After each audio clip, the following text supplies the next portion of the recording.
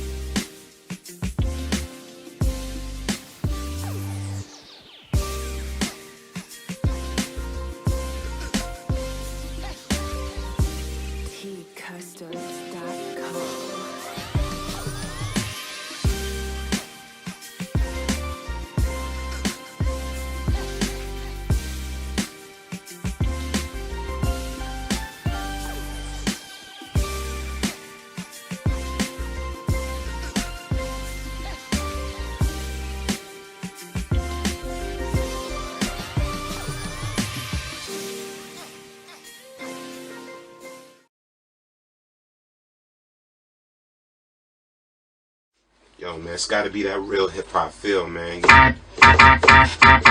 Get these levels right. All right, something like...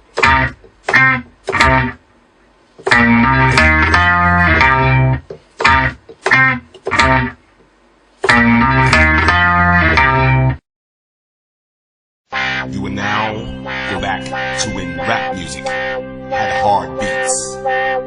When it was called hip-hop. Live in the Cipher!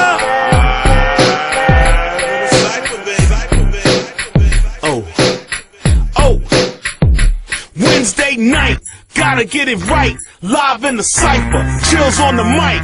You got cash, I'm worth it, pay me. You can't outfox me, so say that for Jamie. BKS1radio.com. Hot like 5 kids, so ring the alarm. Got the industry corner with our own damn opinions. No Serato, it's authentic. When late night is spinning, the truth, the real. Hip-hop ain't dead, and if it was, we resurrected it. It's back to the essence, the bare essential. Storm Norm is the leader, we call him the general. Smooth P and Ghost, we rate and review. So if you're scared to spit the 16, don't come through. Ooh! Represent the real hip-hop. Represent the real hip-hop. Represent the real hip-hop. Make sure you tune in every Wednesday night, 9 p.m. Eastern Standard Time, for the hottest hip-hop show on the net. Live in the Cipher, baby. You got my man, Chill Mr. Keep It Real. Ladies love Smooth P. Short Fuse, DJ Late Night, and your man, Storm Norm the General on BKS1Radio.com, where we represent the real hip-hop.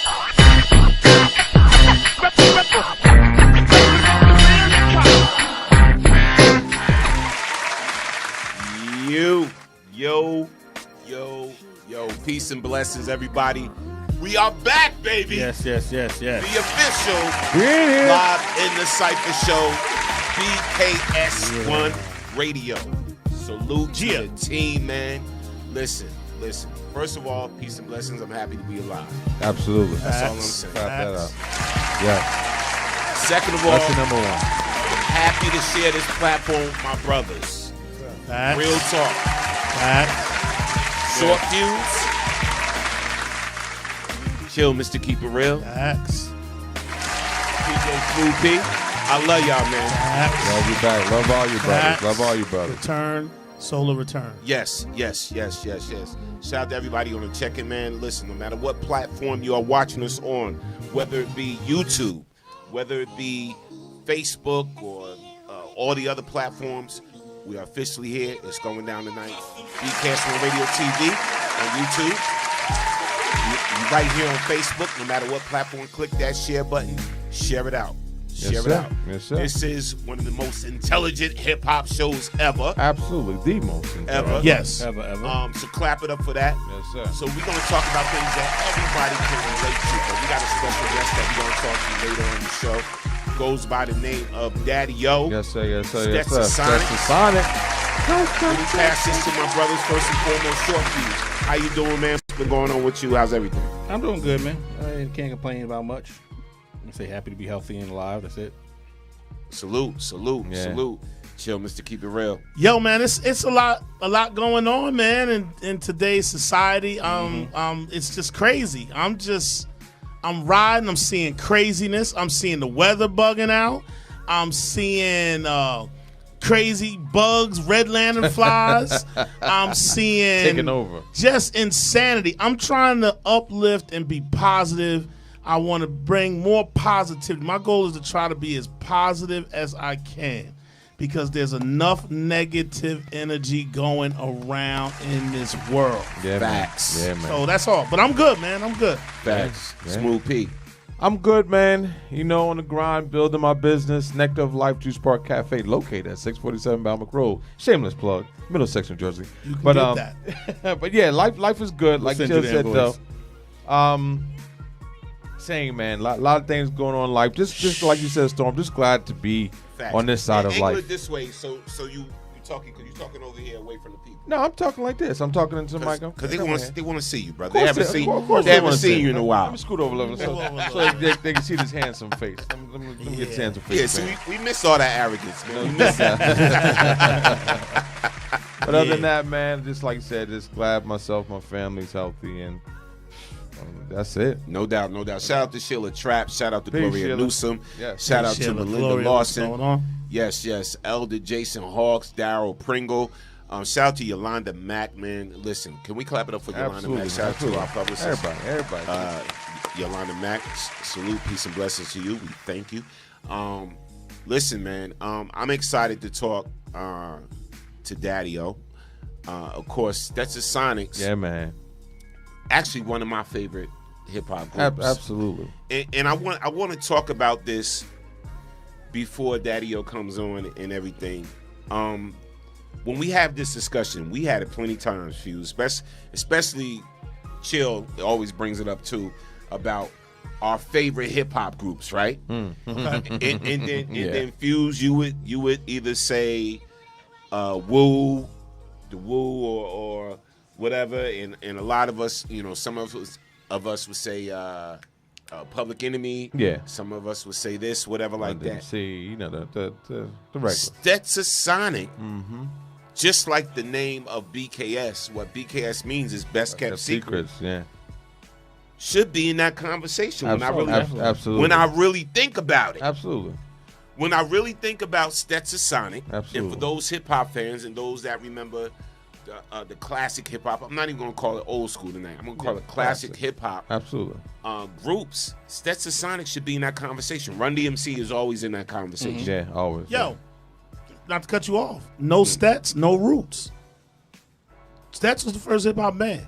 In essence, that's what they came across. So they are one of the first groups that inspired groups such as that, such as Locks. I'm sorry, the Roots.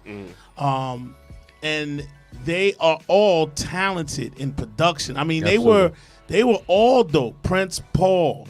As you know now, Daddy-O doing his thing. His list of production credits is incredible. Yeah, absolutely. Fruit Quan, and I do want to give him credit because I'm gonna say this tonight. It's an honor because I was a fan. I like things like this. I like being able to go back in time, not to disrespect the now. Right. But this is a night to be nostalgic, to get questions out that you never thought you could ask. This is a true pioneer hip hop, man. Well, you know what? It just goes to show that that era of hip hop is timeless. You know, when we think about, like you said, we're not going to call it old school. We call it classic hip hop and classic hip hop artists. Just look at how many of them are still around, still doing shows, still relevant in 2021. You know, you have like the Rakims, you have the KRS's, you have the Big Daddy Kanes, you have this one or that one, who are still booking shows and getting paid now, right, in 2021. So it just goes to show that the level of talent was way different, from that era to still be able to be prevalent now. When you listen to the catalog, though, is Stetsasonic. Yeah, and me as a DJ, I went back, knowing that, we was going to talk to Daddy-O tonight, whatever. I went back, I said, damn it, man. I said, why weren't they in these conversations of greatest hip-hop groups? Yeah. Right away, we went to the Run DMC and salute the Run DMC, and Yeah. Houdini and Public Enemy and the Wu and this and that.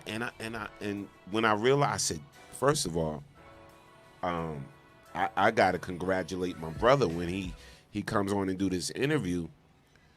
Daddy-O's a beast. Yeah. He's a beast. You can't take that away from him. Not saying that just because we gonna talk to him tonight, but Daddy-O was a beast. Yeah, listen to the music. If you don't believe us, listen to your own ears. Yes. The group itself, they were dope. The production was dope. And also, I could relate to this. Daddy-O put a lot of people on. Yeah. We got to talk about that. Yes, sir. Daddy-O put a lot of people on, right? And you know what? And it's funny because I caught some older interviews or whatever, and I listened to the thing he said about Rakim, and a lot of people got upset about how he said Rakim's not the greatest, and in that Rakim told the biggest lie of all times, saying that Rakim said it's not where you from, it's where you at, and then basically Daddy-O said when it comes to hip hop, it is where you from. So to me, to him, that was like the biggest lie of all times, or whatever like that. Because I'm in the middle with that, man. Yeah. I'm in the middle with that. I see where it's coming from. I get it. You know what I'm saying? I get it. But I can't say it's a lie because you know, think about it. It ain't where you from, it's where you at. So wherever you at, you should be able to make it do what it do when it comes to MCing, True. DJing, whatever the case may be when it comes to hip hop. You know what I'm saying? So I don't know. We'll talk about that. But I'm gonna run a little clip real quick from that interview before he comes on, because he's coming on shortly. Yes, sir. Yeah. So let me find that interview. Here it goes right here. Y'all know what it is. Live in the Cipher. BCast1 Radio. Share this out. We're gonna have some fun tonight, man. Not only are we gonna talk about with Daddy-O and about his career and what's going on with him now. Even after the interview, we're going to just talk about what's going on, period. All right, so stay tuned. Keep it locked. You know you at BCast1 Radio. Live in the Cipher. We back, baby. We here. So listen to what Daddy-O had to say. Right. What I was saying. Uh-huh. And you definitely don't have a problem speaking your mind. There was some comments you said about Rakim that Right. he wasn't the best. And then the other, I guess the best artist to you, Right. they give him too much credit. Well, I don't know if they give him too much credit. And you know what's funny? I'm talking to you, Craze, because I think all the time. Right. So now I think I know how to say it. Okay. Rakim's not the greatest. He did the greatest thing. There we go. That's how you say it. Because that thing that he did is great. Right. All of it. Let the rhythm hit him. Follow the leader. That 7 MCs in a line. It's the greatest thing. Is he the greatest MC? No. Right. No. But he did do the greatest thing. I mean, it may have been a greater thing than almost any of us did. When I start thinking about a thing, Mel would get it, but he didn't make the message twice. He would get it. Rakim did that thing Over and over. He did that thing. He kept repeating that thing. And it's to prove that it wasn't a fluke. It wasn't like, then, you know. So he did that thing. But is he the greatest MC? I don't think so. I don't think so. There's too much other factors that would make you the greatest MC. And I just don't think that for me, he doesn't get that.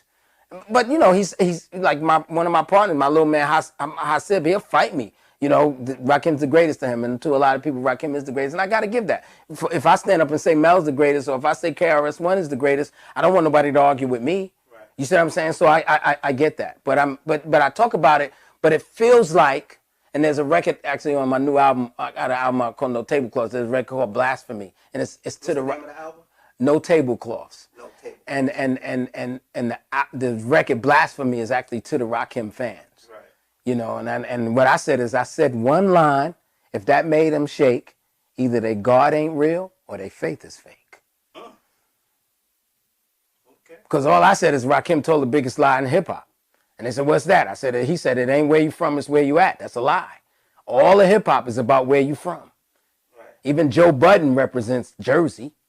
I mean, nobody does it, you know what I'm saying? And, you know, I mean, you don't want to talk about me, the battle rap fan. You know what I'm saying? Because I'm, you know, every battle rapper going to rep where he from, everything. Right. You know, Verb going to talk St. Louis until he blue in the face. And, you know, Av going to talk, you know, Arizona until he blue in the face. Like, you know, that's what it is. We always been that. That's So where you that. think is that something that Rakim shied away from back then? I think Rakim comes in on that level because he was from a place nobody wanted to hear from nobody. So that's why he could easily come out and say it ain't where you from, it's where you at. Because he wasn't going to come out and say I'm from Long Island. Right. At that time. Exactly. Let's talk about that really quickly. Yeah. So why do you think that was? Why do you think people, well, every artist. The five boroughs had it on. What you say? You disagree? Yeah, I disagree because I think he's taking it in a different context than what Rakim meant, in my opinion. And we would probably have to ask Rakim himself. But when I hear it ain't where you from, it's where you at, it means the moment. It means it don't matter nothing about me. It just knows that right now I'm in the building. I'm here. It's hot. It's dope right here and right now. That's what I get out of it. It's not disrespecting where I was from. It's almost like it ain't about the clothes. It's about the man in the clothes. You can go buy something from Walmart, but the clothes going to be hot because I'm in them. Don't mean that I'm not pronouncing, I got these from Walmart. Walmart got the hot. No, it don't matter where I got these clothes from. It's hot, and that's how I look at it. That's what I always thought about. Where you from is where you at. I feel Daddy-O on that one, and I get it because he's right. Because there's no MC that's not repping where they from, their area code, like bigging that up, like yo Brooklyn, yo Queens, man, Harlem, wherever. Like I said, I hear what Daddy-O saying. Like if you say yo Long Island, people gonna look at you like you hear cricket. Right. So he's saying maybe I'm from Long Island, but I'm in Brooklyn right now. So Brooklyn heads stand up. Maybe I'm from Long Island, but I'm in the Bronx right now. So, Bronx heads stand up like I'm repping where I'm at right now. So I get what Daddy-O was saying because it is where you from. So let me ask you this. I agree. I can see both sides. Like, it depends on how you look at it. Like I agree with Daddy-O, it is where you from because you got to rep where you from and be proud of where you from. Absolutely. Which is basically what he's saying. All MCs are proud of where they from. Absolutely. Stand up for your city or wherever. But then also see what Chill's point is. It's like you telling somebody it don't matter where you started, it's where you at. Like, I get that part too. And that's for quote unquote like nerds, cornballs. They can say that. Yo, it ain't about I go to church. I'm still a dope MC. But it's almost like I can see a point where somebody might feel, I don't want to say diminished or small or not as big or as powerful as somebody who say comes from Brooklyn. So basically saying, look, it don't matter where you from, it's where you at. We both in the same spot. Well, it's all about being proud of where you're from anyway, and rep like he just said. Joe Budden, always repping Jersey. He'll tell you to say he ain't from New York. He from Jersey. Jersey all day. Like, so. But let me pose a question to you. Who does he rep more, himself or where he from? Who? Any MC. Joe Budden. Himself. You repping yourself. Every MC what himself. you put in your name? Yeah. I'm Smooth P. Yeah. The ladies love. You Yeah. feel me? That's what I get it. But go But, ahead what you saying. where you come always is Nah, preface. it's Smooth P, the juice man. You stupid. Oh yeah, I forgot about that. Yeah, go ahead. We got to change it. Go ahead though. But I'm just saying, like, it's like you are proud, or you're supposed to be, I should say, proud of where you come from. True. And any MC, like you said, any MC I know, you repping where you from. If you from Brooklyn, everybody gonna know you from Brooklyn. If you from Harlem, they gonna know you from Harlem. If you're from the Bronx, you gonna, But see, sometimes messages aren't really directed towards the people who got that confidence to step out there and say, I'm from Long Island, I'm from wherever. Because those are the ones you really sometimes you're speaking to the one who might be a little shy, who might not be as confident, and you're kind of boosting that person up. Like the message ain't always to that one who won't have no problem standing up saying, yeah, I'm from Long Island. But dare I say it? Look at Or this. wherever. I'm not saying this specifically Long I'ma Island. keep it I'm funky. saying like if you're from Scotch Plains and you're a rapper. This gonna sound crazy. I ain't know too much about Compton until NWA came out. Now, granted, they Compton. Remember, they was like put it on the Compton, map. so they put it on the map. Absolutely. They did. They were proud to be from Compton. But again, it was, to me, it was more of them. Like they rep Compton. They just didn't rep Compton in Compton. Wherever they was at, it ain't where you from. Exactly. It's where you at. They came to a show in New York, they still said, "Yo, we NWA, we from Compton, we rep." Exactly. I just think it's. But that's I don't what think neither one of us are wrong. That's what Daddy-O was saying, though. Yeah, I don't think neither one of us are wrong. No, it's just all how you look at it. It's all your perspective, how you look at what was said. Because if you came from, it's really about your swagger. And let's be honest, if you came from Tuscaloosa, Alabama, or some crazy Idaho, I don't know a city in Idaho, but you had a dope song, I don't think it would matter. It ain't. But if you had your concert and your show was all that, and you was here, just because you ain't from the big city, I think that the way Daddy-O look at it diminishes the little guy a little bit. No. That's not what he's saying. What he's saying rep where you from. Exactly. Because if you from Idaho, regardless, and if you find an Idaho MC, they're gonna rep whatever city from the state of Idaho that they're in. So that's what he's saying. What he's saying is, you got to rep, be proud of where you're from and rep it. Like I said, it's not where you're from, it's where you at. You know what I'm saying? No, where you from means a lot. You know what I'm saying? Especially in hip hop, it just does. You don't think that where you come from in hip hop makes some form of statement? No, I don't. No? It's about Are you me. serious? It's about me as an artist. And if I'm dope on the mic, people ain't gonna really care where I'm from. That's not. I don't agree with that part. It's unfortunate. It depends on where you from. If you, it's unfortunate. Nobody has a problem shouting and saying they from a big city or they from someplace. But if it's a smaller place, ain't nobody really. That's not true. Oh, where you from? Oh, I'm from outside of Newark. You know what I'm saying? They don't say. Exactly. You know what I'm saying? Oh, I'm from outside of Brooklyn. Like they don't say the city. I'm from outside of here. I agree. So Plainfield's a small city, right? Yeah, small, relatively small city, right? So small in size, but large in amount of people per size. Yeah, that's true. Yeah, but I'm saying that to say so. MCs from Plainfield, do they not rap? But Plainfield already has a name in music before though, because there has been other bigger artists that's outside of hip hop that's been from Plainfield, right?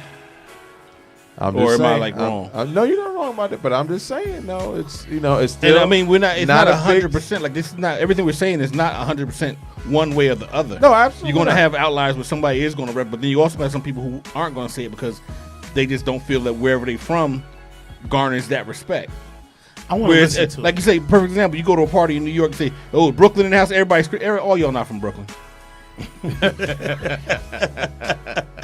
Very true. No, and people have been known to lie. From Brooklyn. People have been known to lie where they from. They know damn well they from New Brunswick, and they talking about they from Brooklyn. So, and you know, the other thing I want to hear both sides. I want to hear it in the context of the song. I forgot the verse that when Rakim said. I want to hear what in the context of that song. It ain't where you from. We remember the line.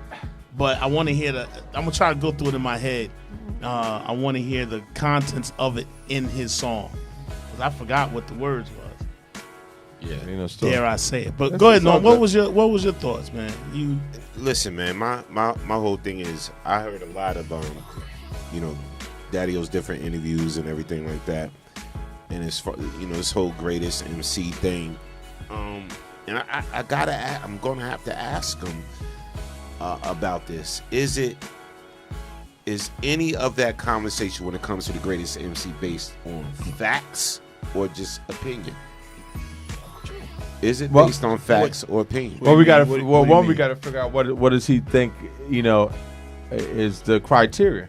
First of all, that's why it's hard to say anything is based, like the anybody's rankings is based off facts, because there is no set criteria. It's no like. Yeah. But all right, to make it into Hall of Fame, you got to throw for 5,000 yards. You got to say 20,000 yards in your career, 100 touchdowns. Like you have a set that's a baseline. Right. So for somebody to say the best of all time. Well, like we had that one. What was it? Remember before we had the girl call in? Her favorite artist, her favorite rapper was Lil Boosie. Lil Boosie. Like it all depends on your era and who you listen to. She was serious and what you gravitate to. She was serious. So Lil Boosie's the bomb. Okay, but like I said, it'll be interesting, like you said, to get his thoughts on that. See, like I was saying off camera before we started the show. To me, in my personal opinion, to be the greatest, you have to encompass a certain amount of things. So. One, you have to be lyrical, right? Two, you have to have had made good songs and albums. Three, to me, you have to be able to freestyle. You have to be able to be a battle rapper. You have to be able to go up against another MC if you were approached. Like that was the thing back then. Like if you just think about hip hop in the beginning. Hip-hop in the beginning was all about showing your skill set, showing who was the best. And that's in all of the facets of hip-hop. That was in DJing, you had DJ battles. Mm-hmm. That was in MCing, you had MC battles. That was in dancing, you had breakdance battles. You know what I'm saying? It's like all the different elements of hip-hop. It was all about who had the best. You know what I'm saying? And it was a contest. It was a beat your chest, put your chest out contest. Yeah, I remember. He brought breakdance. I started laughing. I remember when I was like, back in high school. Parents used to they're gonna bought some old big old thing, had a big cardboard box. Hey, Dad, don't throw that box away. Yeah, don't throw that. Oh man, don't you? Or if they did throw the box away, you in the garbage real quick. Man, listen, stretching it out. I can't even tell you how many boxes that I had and was doing my thing. but you get what I'm saying. So that's what it was about. Like I said, even if you wasn't the super dopest lyricist, but if you could battle, like I said, to me the greatest has to be able to do all of that. Like if you like, and that's why I get what Daddy-O's saying, because Rakim definitely is a great lyricist. But see, even what you said is subjective. Because you put out good music. Good music is subjective to the listener. Right. Yeah. So that's not like you got to be able to. Good music is X number of sales. Like, okay, you know what I'm saying? So it's like that's still what I may think is good. Yeah. The person down the block may not think it's good, or what they think is good, I may not think is good. And you're but right. now it is one subjective. thing you said is the battle. That's not subjective. Battling and freestyle is not subjective, because that's something you can see right in somebody's face. You could tell right away whether they're a good freestyle battle rapper. Yeah. And the funny thing is, a lot of conscious rappers, which I consider Rakim, they're not good at off the head. Well, you know what it is, because to be a conscious rapper takes thought. Absolutely. You know what I'm saying? So absolutely. And that encompasses a whole nother skill set, like you said, to sit there and take these thoughts and to be able to put them into words that match each other and can coincide to a beat and make a person think. You know what I'm saying? So everybody can't do that often, but you can't say that, because there are some conscious rappers that. Oh no, there definitely is. Just think like of a Most Def. You know what I'm saying? Yeah, exactly. But then there's some people who are battle rappers who can't make a song. Make a song. Because battle rapping and putting a song together absolutely is totally different. Totally different lane. Absolutely. So it's always going to be hard. Like, for your criteria to be the greatest, it's going to be hard. And it's going to be a real small sample set, because not every battle rapper can make a great song, and not every great person who can make a great song and is lyrical, make a good song, make good music, can battle rap. But see, it's and I don't talk about like you hear some of these people who put out diss tracks on the album. Yeah. That's not really a battle rap. That's not You got battle time rap. to think. You got write exactly, it down. You're writing it going down. into the studio. Yeah. Like if you And just even put URL. two people on the stage.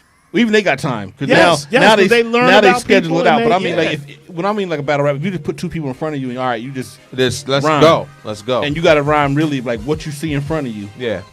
and what you really might know about them at that point. Not like I'm gonna go sit at home and take 2 months. Yeah, study do you Google and- research. And I'm gonna do exactly. the family and all this. And that. Exactly.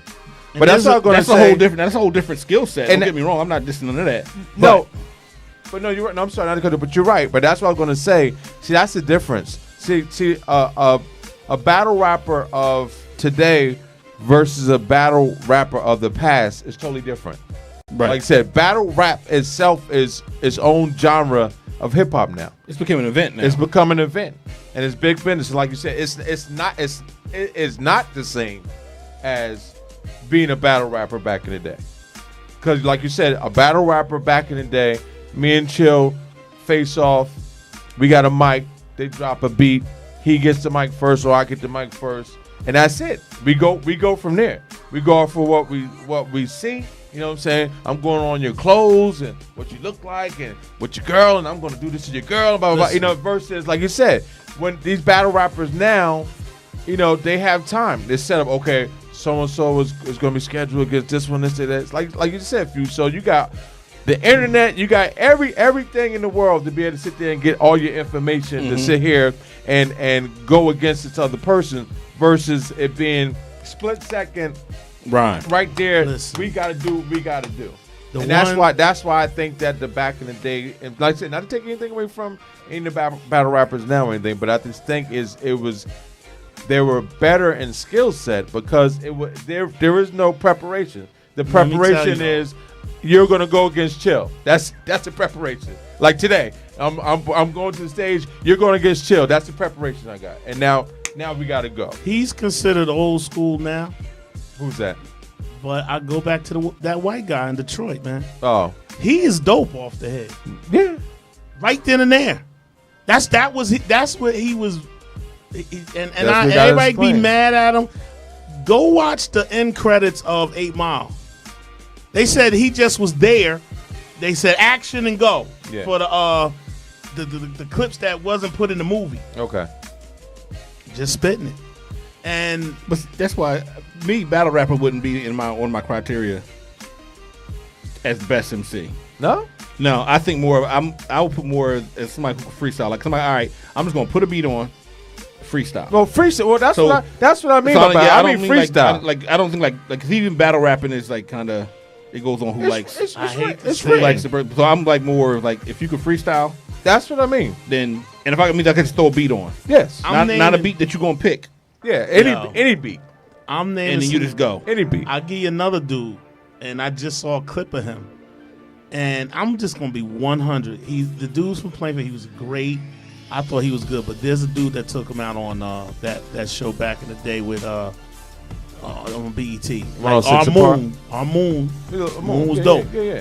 This dude, Blind Fury, Blind Fury. Oh wow. right off the head. Blind Fury And is- if you ever is watched a that clip, beast. and it's no disrespect to Moon. Yeah. That it was just one of those days. It's just like a day that LeBron might lose and Kevin Durant might be. That's his night. You understand what I'm saying? Blind Fury's a beast. Blind Fury Yeah. was just off the head like that. Nah, he was dope. Blind Fury's a beast. But yeah, man, I think I'm gonna say one last thing and then I'll sit this down. I'll give it to you, hand it over to you. A couple of years ago, not even a couple of years ago, many years ago, maybe about 10, maybe more than 10, maybe 15, 13. The closest person that I said that wrote his thought pattern was great, but he couldn't do it because he was too biased himself. I thought the Kool Mo D book that he had about MCing, the criteria. You remember that Joker put himself #1? Yeah. The criteria, though, the way he had it as far as what it takes and the ranking system Yo. was dope. Mo D must Problem have- was he he did had it to be high. himself, He had to be and high. it's hard to be unbiased Man, to listen. yourself. That Joker had to be Because super high now, when he like wrote you that. said, Ghost, like if you write a book all of a sudden and you gave the criteria, it'll behoove you to say, all right, this is the criteria. Chill, Norman, y'all go ahead and do it. Because if I'm doing it, you might put Biggie at 10. Your personal favorites. Right. It's hard to combat that. But his criteria was dope. Creativity. Yeah. Swagger. Swagger counts. You know what I'm saying? Swagger counts in hip hop. I can name some dudes that Run from Run DMC was all about swagger. But not Jewels, when it swagger. comes to skill set. I don't care how much swag you got. That's all hip-hop, man. If you whack, I get what you're saying. It counts. It doesn't Because count. it counts into your performance. Into how you come across. So that counts, bro. That comes across. The way you style, the way you walk the stage, the way you hold the mic. You hold the mic like this. 1, 2, 1, 2. I'm going to get you ain't. It's so if part somebody of the came out essence. there and could rhyme real good, but rhyme like Pee Wee Herman, dress like him, and walk like him, and talk like him, you wouldn't think he's the best because the way his style and swagger wouldn't catch you because it'd be like, oh, he's just corny. Like you got to have that feel. To me, that counts. I'm just trying to think of some of the obviously lyricism, creativity. That was another criteria. You can rhyme all day, but what are you rhyming about? What are we talking here? What is making you different? Even though you got the skills and you sold millions of records, that's why I say somebody like I like putting maybe somebody like a 50, somebody like a Kanye West, because they're creative in their thoughts about what songs they make. It's tough. It's hard, and I definitely believe this. You got to split the genres, and no more trying to put everybody in one. You can't thing. put everything in one category. You can't. It's just that to me is like a slap in the face to hip hop, and I get it because I wrote a blog about that a long time ago about splitting hip hop up. They have to. Because it's like you got classic rock, you got hardcore, I hard rock. was just about to say contemporary. Rock has different genres. Yeah, you got to do it. You got to. You can't just put everything and say everything is rap or everything is hip hop, because it absolutely is not. Listen, it is not.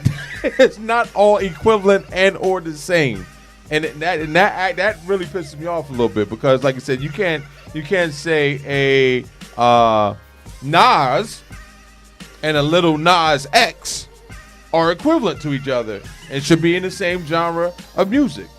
Absolutely not. Yeah, no. I mean, you can't because it's just different. Way different. You got to say drill now. Drill is a type of hip hop, whether you like it or not. You got drill. You got trap. Yeah. You got pop, hip hop. You got you still got gangsta. You got this lyrical. I mean, we got to break it up. Yeah, that's the best way to do it, I think. And come up with different categories, so you're not comparing, like say, a Rakim to a new school rapper who's out now. And one other thing, it's something you need to work on.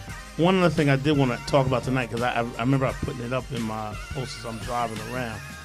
Are y'all happy with the next verses? Who's the next verses? Fat Joe versus Ja Rule. Fat Joe and Ja Rule, is it really? That's the next one. Yes. You. Oh, hold up. Do we got him? Hold up, yes. Let me check. Oh man. There we go. There it is. Space. You. Listen. Without further ado, y'all know what it is, man. On the Live in the Cipher show, BCast on Radio TV, Hey. we got that legend. Yes. Yeah. That dude. Salute. Yes. Salute. Professor Daddy-O. Daddy-O. Yes, sir. Welcome. Thank you for joining us, Yes, brother. sir. Listen, man. First Starting and foremost, how you doing, King? I'm doing good, man. It's good. I had a cooler day than yesterday. I live in Houston, man, so it's hot. How you doing it, bro? How you doing it with that heat? I mean, I'm doing it like for the most part, I'm okay. It's just some days it's a little hotter than others. But I'm saying I'm back and forth too. I move around a lot, so most of the time I don't have to stay here like the full summer. Once it cool up though, it's great because we don't really have no winters. Yeah. Yo, real quick, because I never been to Houston. I never been to Texas. I'm allergic to any state that the Cowboys is in. but I'm saying, like, man, We don't do Cowboys over here anyway. We Texans. shout out to Deshaun Watkins. I don't care what they say, man. There you go. Facts. Mark, just real quick, just on a regular question. What is winter in Houston like? Like, what is that? What's the coldest it gets? 30 degrees at the lowest. Wow. Probably Really? 30, 40, like right in there. Wow. Yeah. Okay. It's the Southwest, so Southwest is like, it's not quite the West Coast, right? So it's not quite California, but it's close. No snow, none of that. Yeah, it's just nice. That's just nice. I mean, for the most part, it's beautiful. It's just we do get like brutal heat for like maybe 2.5, 3 months. Wow. It might be unbearable for 2 or 3 days sometimes, but it's not unbearable. Like you sounds like it's Jersey. not. We're not. I always tell people we're not Arizona. Oh Yeah, y'all ain't hitting like 120. Man. In the shade. Yeah, 120. Yeah, Arizona's so crazy. I remember one time we went on a Stetsasonic, right? We went on a tour, right? And so every time you go on tour, after you check into the hotel, you want to check out the little neighborhood, Absolutely. walk around, go to the store, whatever. So we had did that in Chicago, had did that in Milwaukee, had did that in Minnesota. Man, we get to Arizona, right? So I'm not really checking the heat because it was a tour. It wasn't even, we didn't even fly in. It was a tour bus we had, and then we checked into the hotel. So I go straight from the tour bus to the hotel, and then everybody's like, "Yo, let's go out. Let's get something to eat." Man, I ain't gonna lie to you, man. We might have took about 12 steps, man. We went right back inside. That sounds like Vegas to me. That's Arizona nuts, man. It can get hot there. You might order that food. All right, so listen, man. I'm gonna go right to it, man. This one word right here, right? And I don't know how you feel about this word. How you feel about the word underrated? I mean, see, I wish I had a ruler to show you what I mean. A lot of times with hip hop, people think, let's just say you got a 12-inch ruler, right? And you start at the 1st inch and it ends at the 12-inch. So let's just say if there was hypothetically, I don't believe this, but hypothetically, if there was an end to hip hop, right? And that end was at the end of the ruler, a lot of people think we're either at the halfway mark or beyond that. I think we're about 2 inches in. So that's how I feel about underrated. Like, I don't think it's over until it's over. Right.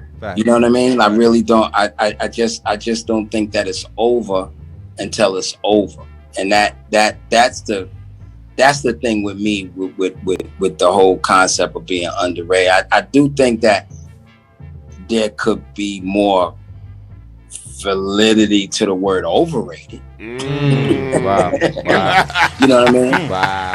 Because I always say, like, I'll give you a classic example. Like, this is no disrespect to Grandmaster Flash and the Furious 5, Run DMC, anybody, but how can you give a Rock and Roll Hall of Fame Achievement Award to anybody before you give it to the Fat Boys? How do you do that?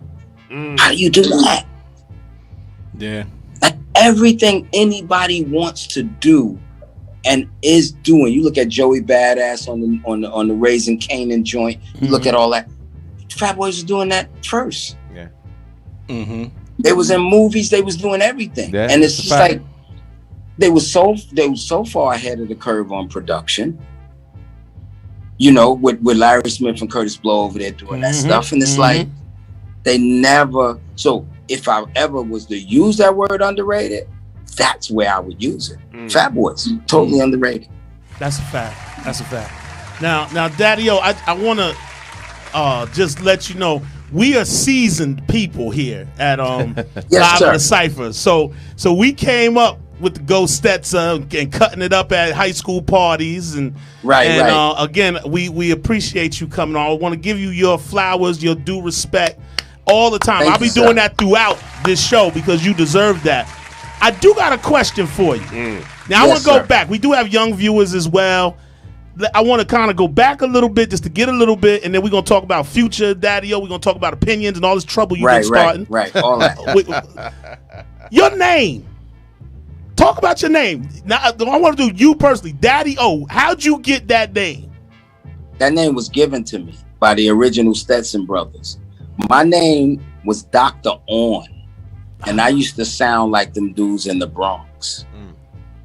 My name was Dr. On, and I used to sound like, to the beat, y'all. You don't stop. Keep on. You know, I used to sound like them because that was what hip hop was to me, right? Yes. The original Stetson brothers, who started out in Long Island, a couple of the cats, Pink Panther and Rocco, used to live on my block on Lincoln Place. Okay. And they start hustling. They was hustling with a lot of people don't know Zab father, Yoel, was the kingpin at that time. Got you. So they was hustling for Yoel. And they see me coming down the block one day, and they was just like, yo, Kareem, you rhyme, right? And I was like, yeah. And they was like, what's your name, man? What's your name? And I said, Dr. On. And he's like, man, fuck that, man. That's corny, man. Fuck that. Corny, man. Your name gonna be Daddy-O. And then they showed me my style. Like everything you hear, well, maybe not now, but everything that you heard, like with the Stetsasonic, the growly voice and all that, they showed me all that. They taught me that. That's what's up. You know what I'm saying? They taught me that. So, and then, and basically, like I tell people, it's like somebody brought me, you know, it's like sometimes you shouldn't do this as a parent, but sometimes we do. We buy our kids clothes that's too big. They grow into the clothes, right? I grew into the name Daddy. I got to admit, and to be fair, when you guys first came out, your voice grabbed. Now, don't get me wrong; it wasn't about, but your voice kind of grabbed everybody. I could name some of the parts. Why school's fun and my DJ Paul. Right. You know that's the thing. So that right there. The rest of the group, how did y'all come together, or was y'all always friends? Or how did that work as well? No, me and Delight was friends. And when I decided that I wanted to do this, the way I learned about hip hop, real interesting. I was sitting on a stoop in Bushwick, and Eric Tweedy, little brother. If you research Eric Tweedy, he was one of the knockout artists in Brooklyn from Bed-Stuy. Eric Tweedy, little brother, came down the block with a tape, and he was playing a flash tape. I had never heard hip hop a day in my life. Okay. Right? I knew reggae, but I didn't know nothing about like the rhyme and stuff or nothing like that. He had a flash tape, and I say this all the time. There was two types of tapes back in the day. There was one that was a condenser mic tape, which was the most popular ones, where somebody would take a box to a party, put it close enough to the speaker, and just tape the whole thing. Right? And then there was the other type of tape that people who wanted to get into rap wanted, which was the practice tapes that Flash would have, Fantastic would have, Cold Crush would have. And those would be real clear because they would make those in the crib. Facts. Wasn't no crowds on them, but the routines was clean. And he had one of those Flash practice tapes. For whatever reason, his joint was pristine. You know what I'm saying? And I heard, like, it literally started off with Melly Mel and Grandmaster Flash cutting God Made Me Funky. One for the trouble, two for the bass. Come on, Flash, and let's rock. Kick it, coom, coom, cat, coom. Yes, y'all. I'm like, what the f is that? And I was like, yo, I made him leave me the tape and everything. You know what I'm saying? And that's how I learned about hip hop. Once I learned about it, another close friend of Delight and I, we found out that he was one of the dancers that go way back with like Herc in them, named Iron Mike. Like, so if you ever hear any old school tapes and you hear them say Iron Mike, that's him. And he kind of taught us stuff that we didn't know because he was at all those parties, you know? Damn. And so he actually was the third person, but he didn't really cut, you know, it wasn't really cut out to do it, but it was us three for, I don't know, maybe a week or something. You know what I'm saying? I'm just trying to, you know, because me now, I'm studying it and I started writing routines. I started, you know, writing routines and all of that kind of stuff and putting some stuff together. And then we just grew from there. Like we grew, like from there, we met the rest of the guys and we would kind of make a decision, but we were the light and I was like, and I think we still this way, a bit selfish. So the concept was, we meet somebody, do we put them in the band, right? Well, it wasn't quite a band yet, but do we put them in the group, or does the person kind of float in and float out? If the person floats in and float out, that means somebody else could grab, right? Yeah. And so we already knew the stories of, like, the most famous story is Raheem being with Funky Four and flashing them, grabbing them. You know what I mean? And so that was always, so a lot of times when we would meet people, we would make that decision as to whether or not they would be permanent or not. So, that's when we began to start adding on to the group. Dope. And putting other people in the group. With Bobby being last with the drums. Dope. But yeah, that's how we did. But it was me and Delight. We came up with the idea. Delight came up with the name Stetsasonic. And we just started building from there and just kind of figuring out what the landscape was and what we had to do to try to get it, try to get in, to get on, so to speak. Dope. Daddy-O, first of all, this is DJ Storm Norm. This is DJ Storm Norm, the General. Yes, sir. And I was a producer before I started doing this radio thing. I was a producer first, and all of that. Now when I hear, I'm a DJ now, but when I hear doom doom doom doom boom boom boom boom boom boom boom clap. Yeah. First of all, classic hip hop beat. Absolutely. Classic hip hop song. That's it. A lot of cats that don't know that you were instrumental in that whole track. MC MI, people call me Mel. Right. Yeah. Salute that. Now, and listen, and some of my partners probably didn't even know. I didn't. That was really you. Yeah, that was me. I produced that record. The two best mistakes in my life was Top Billin' and Ghost Stetson. Ghost Stetson's dope. Both were mistakes. Why you say that? No, because they were mistakes. I'm gonna tell you why. So Top Billin', this is what happened. Delight used to like the Audio 2. I never had heard of the Audio 2. The Audio 2 had a record out called I Like Cherries. And Delight used to always sing it around me. I like cherries because cherries taste better and grapes are sour. Like, what the hell are you singing? It's this record. I'm like, it's rap? He's like, kinda. You know what I mean? But it's different, D. I'm like, back in the day, this is back in the day, ain't no way to dial it up on YouTube or nothing like that. Exactly. You know what I'm saying? Exactly. If it ain't on the radio, it just, how you gonna hear it, right? So, at the Latin Quarter, which was a big hip hop club at that time, Red Alert used to have a Tuesday night as well. Of course, Friday and Saturday nights was the nights. But Red Alert used to have a Tuesday night. It was kind of like an after work set, right? And that's when he used to play like experimental. Red Alert's a genius. That's when he used to play like experimental joints to see if those joints could work. Yeah, he could play them on Friday and Saturday. And I Like Cherries was one of those records. So one night at that Tuesday night, I went with Delight to the Latin Quarter and finally heard the record. And I said, wow, this is interesting. No wonder you keep singing this. It's kind of dope. In terms of the way they're doing it back and forth and all of that. So fast forward, we made our first album, On Fire. We had a release party at the Michael Todd Room inside the Palladium when the Palladium existed in New York City. And the Audio 2 came to the release party. Everybody was pretty much there. New York and the hip hop scene wasn't really that big. So it wasn't that hard to get everybody to come. And that's when I saw Milk in them. And I said, yo, I just grabbed them. And I said, yo, man, if you ever want somebody to produce you, man, I'll produce you. Milk got all giddy, running behind his father. Daddy, you want to produce it? Daddy, you want to produce it?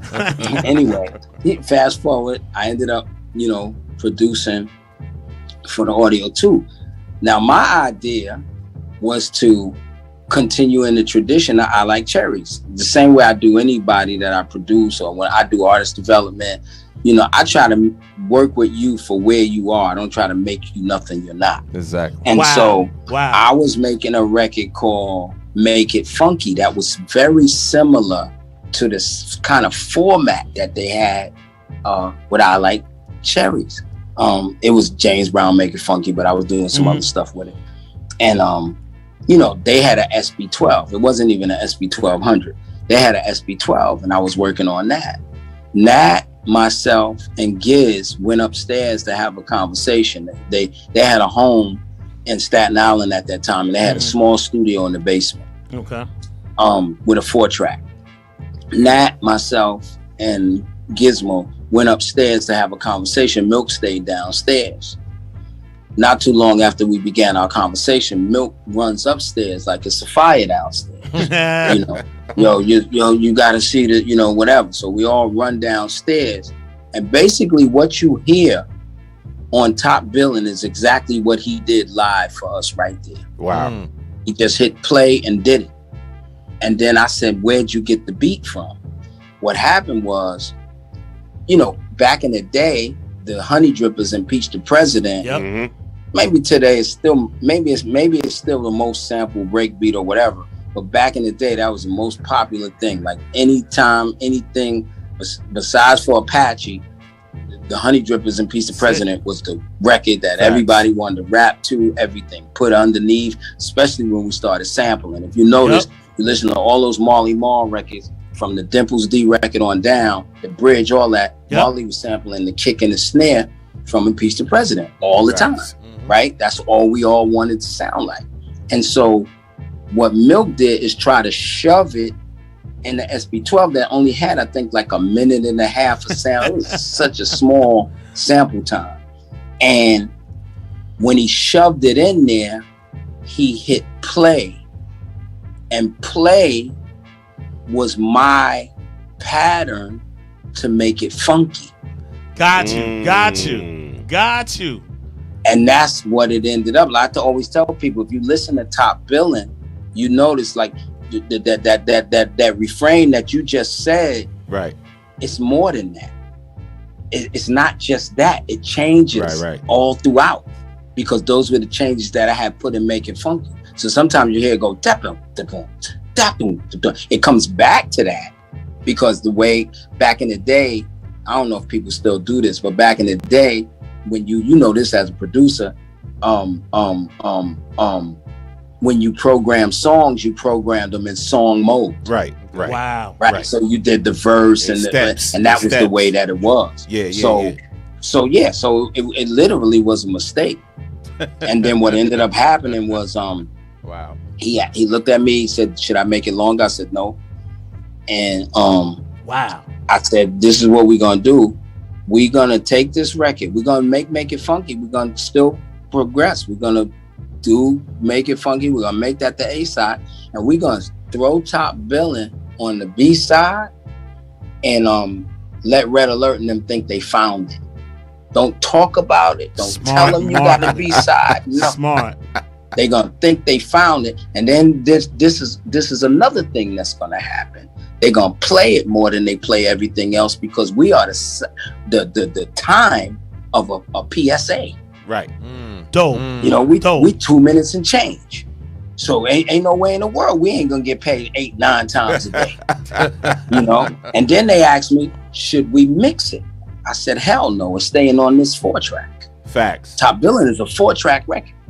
Wow. You know what's dope? We learned a lot right then and there. And one thing that like Storm will always tell us is that when you with what you going through, the marketing genius that you just spit right there, some knowledge for young people. Yeah. And the other thing that's dope, back then DJs wanted to break songs. Like now, of course, now they just whatever the program director say. Yeah. If you broke the hottest song, that made you hot as a DJ.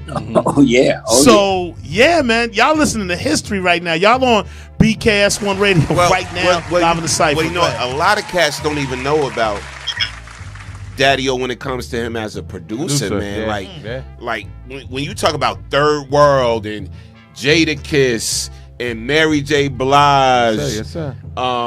You know, anybody from like you said, Audio 2, and the list goes on and on and on and on. It's like his production credits is sick, it's bananas, and that's why I said, it's bananas. And first of all, the reason why I even mentioned that whole word underrated, because when you talk about you now as an MC, and it's funny, and I heard you say this before in an interview, you know, like the daddy-o of today will bust the young daddy-o's ass when it comes to MCing. He will. Yes. Young daddy-o will get his ass busted by now daddy-o. I got you. You know what I'm saying? And I believe that. And you know what? I listened to today in my big speakers, bro. I listened to Drummer Man. Mm-hmm. Right? And I said, this is sick. Like Thank sick, you, sir. like sick now, like as a DJ now, and I'm in a lot of like venues and clubs. I would play that in the club. That's a club record with just dope lyrics. Like that's a club record. Did y'all hear Drummer Man? No. Y'all didn't hear Drummer Man? I'm gonna play that. Daddy-o, could I play that right now? Oh yeah, go ahead. All right. Listen, if y'all don't know about Drummer Man, this is Drummer Man right here. I gotta play this. I listened to this like about 5 times a day. I already had it in my catalog. but here it is. This Drummer Man. Let's go. Live in the Cipher, y'all. Y'all know what it is. Let's go. Yes, sir. Hush, hush, little baby, don't you cry. I ain't making no noise.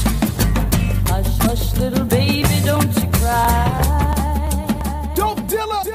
Daddy works in a rock and roll band. Yep. Daddy works in a rock and roll band. Daddy works in a rock and roll band. He's a drummer man. Here we go. Running the street, ain't even had kids.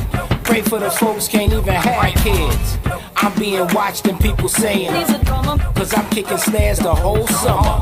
Then I had kids, made me a sharpshooter. Mace left cooler, Shauna left looter. I'm hitting cymbals and toms, so people saying, He's a drummer man. like Biggie said, it's in the plan. Did a crash course, but didn't crash course. Might have took a loss, but I ain't never lost. Rapid fire repeat and people saying, He's a drummer man. good for my kids, but I ain't playing. Daddy works in a rock and roll band. Yep. Daddy works in a rock and roll band. Daddy works in a rock and roll band. He's a drummer man. Oh, Dad, truth, Daddy works in a rock and roll band. Daddy works in a rock and roll band. Daddy works in a rock and roll band. He's a drummer man. I took time off, I had to think a bit. Half y'all woke, the other half lit. I ain't shocked when people saying He's a drummer. they kick so hard and make you slumber. Family first, going beyond kin. Loyalty first, going beyond friends. BK Best, I hear him saying, He's a drummer. I make hits, call me a hit man. Leading the band cause the leaders lead. Patching up holes because the streets bleed. I hear him loud and people saying, He's a drummer man. child protect or break a fool's neck. No love lost, but I done lost loves. Stay on guard, that's what the street does. Reasoning why the people saying, He's a drummer man. I'm in the band, I got the upper hand. Daddy works in a rock and roll band. Yep, Daddy works in a rock and roll band. Daddy works in a rock and roll band. He's a drummer man. let's go. Daddy works in a rock and roll band. Yep, Stop playing with me. Man, that's sick. Stop playing with me. That's bananas. That's dope. Bananas. Who that did up the again. track on that? My man Dope Mello. He's he been doing a lot of stuff for me. And actually he's doing some stuff for Stet too. I had that record for 8 years before I wrote to it. Really? Wow. Jeez. Yeah, I had this idea, right? So when I first heard it, I said, man, this is dope. That shit was dope. But what am I gonna do with it? And then I was like, I wanted to be the drummer man. Then I was like to protect my kid, and I was like, damn, to make the drum. Because the first thing I was like, make the drum the machine gun. Remember back in the old mob days, you used to call them other machine gun the drum. Yeah. It just wouldn't come, and then one day it just came, and I was like, so it's still the same concept. I'm still kind of talking about like protecting my kids kind of situation. But I don't know. One day the flow just came, and I just, that's why I tell people all the time, like, one thing I learned about this is one of the coolest things about being a Stetsasonic, right? Most people, even back in them days, the way they would go in and make records, we used to watch our friends, our peers, go in and make records, right?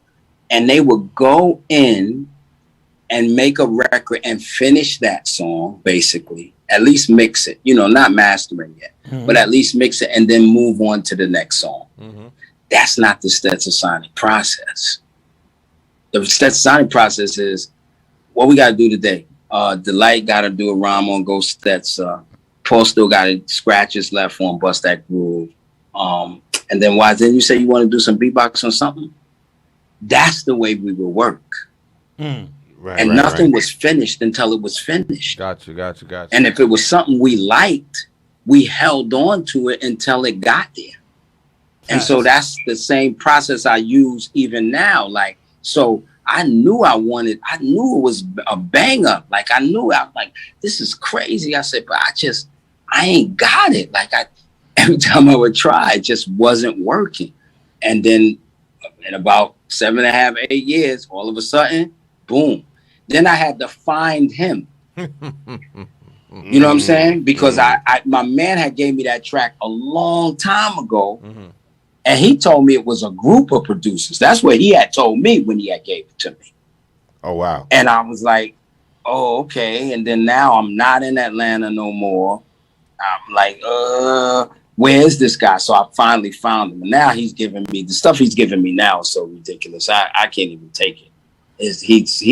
He's sick. He really is. Oh, sick. no. He's dope. He's real good. But bananas. But here's the crazy thing, man. Now I'm going to hit you with the problem I got is just as somebody that's been in the game for a while now, and I got a little small history right. in the game.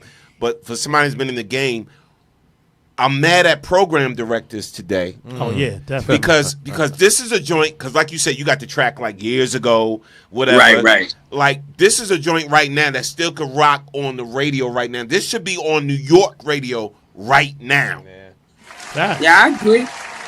I mean, you probably one of the few people that kind of share my sentiment. And I tell people all the time, I say, you guys get on record companies. You can't get on record companies because if you could buy something for $3 and sell it for $11, you probably would do it too. Absolutely. I said you get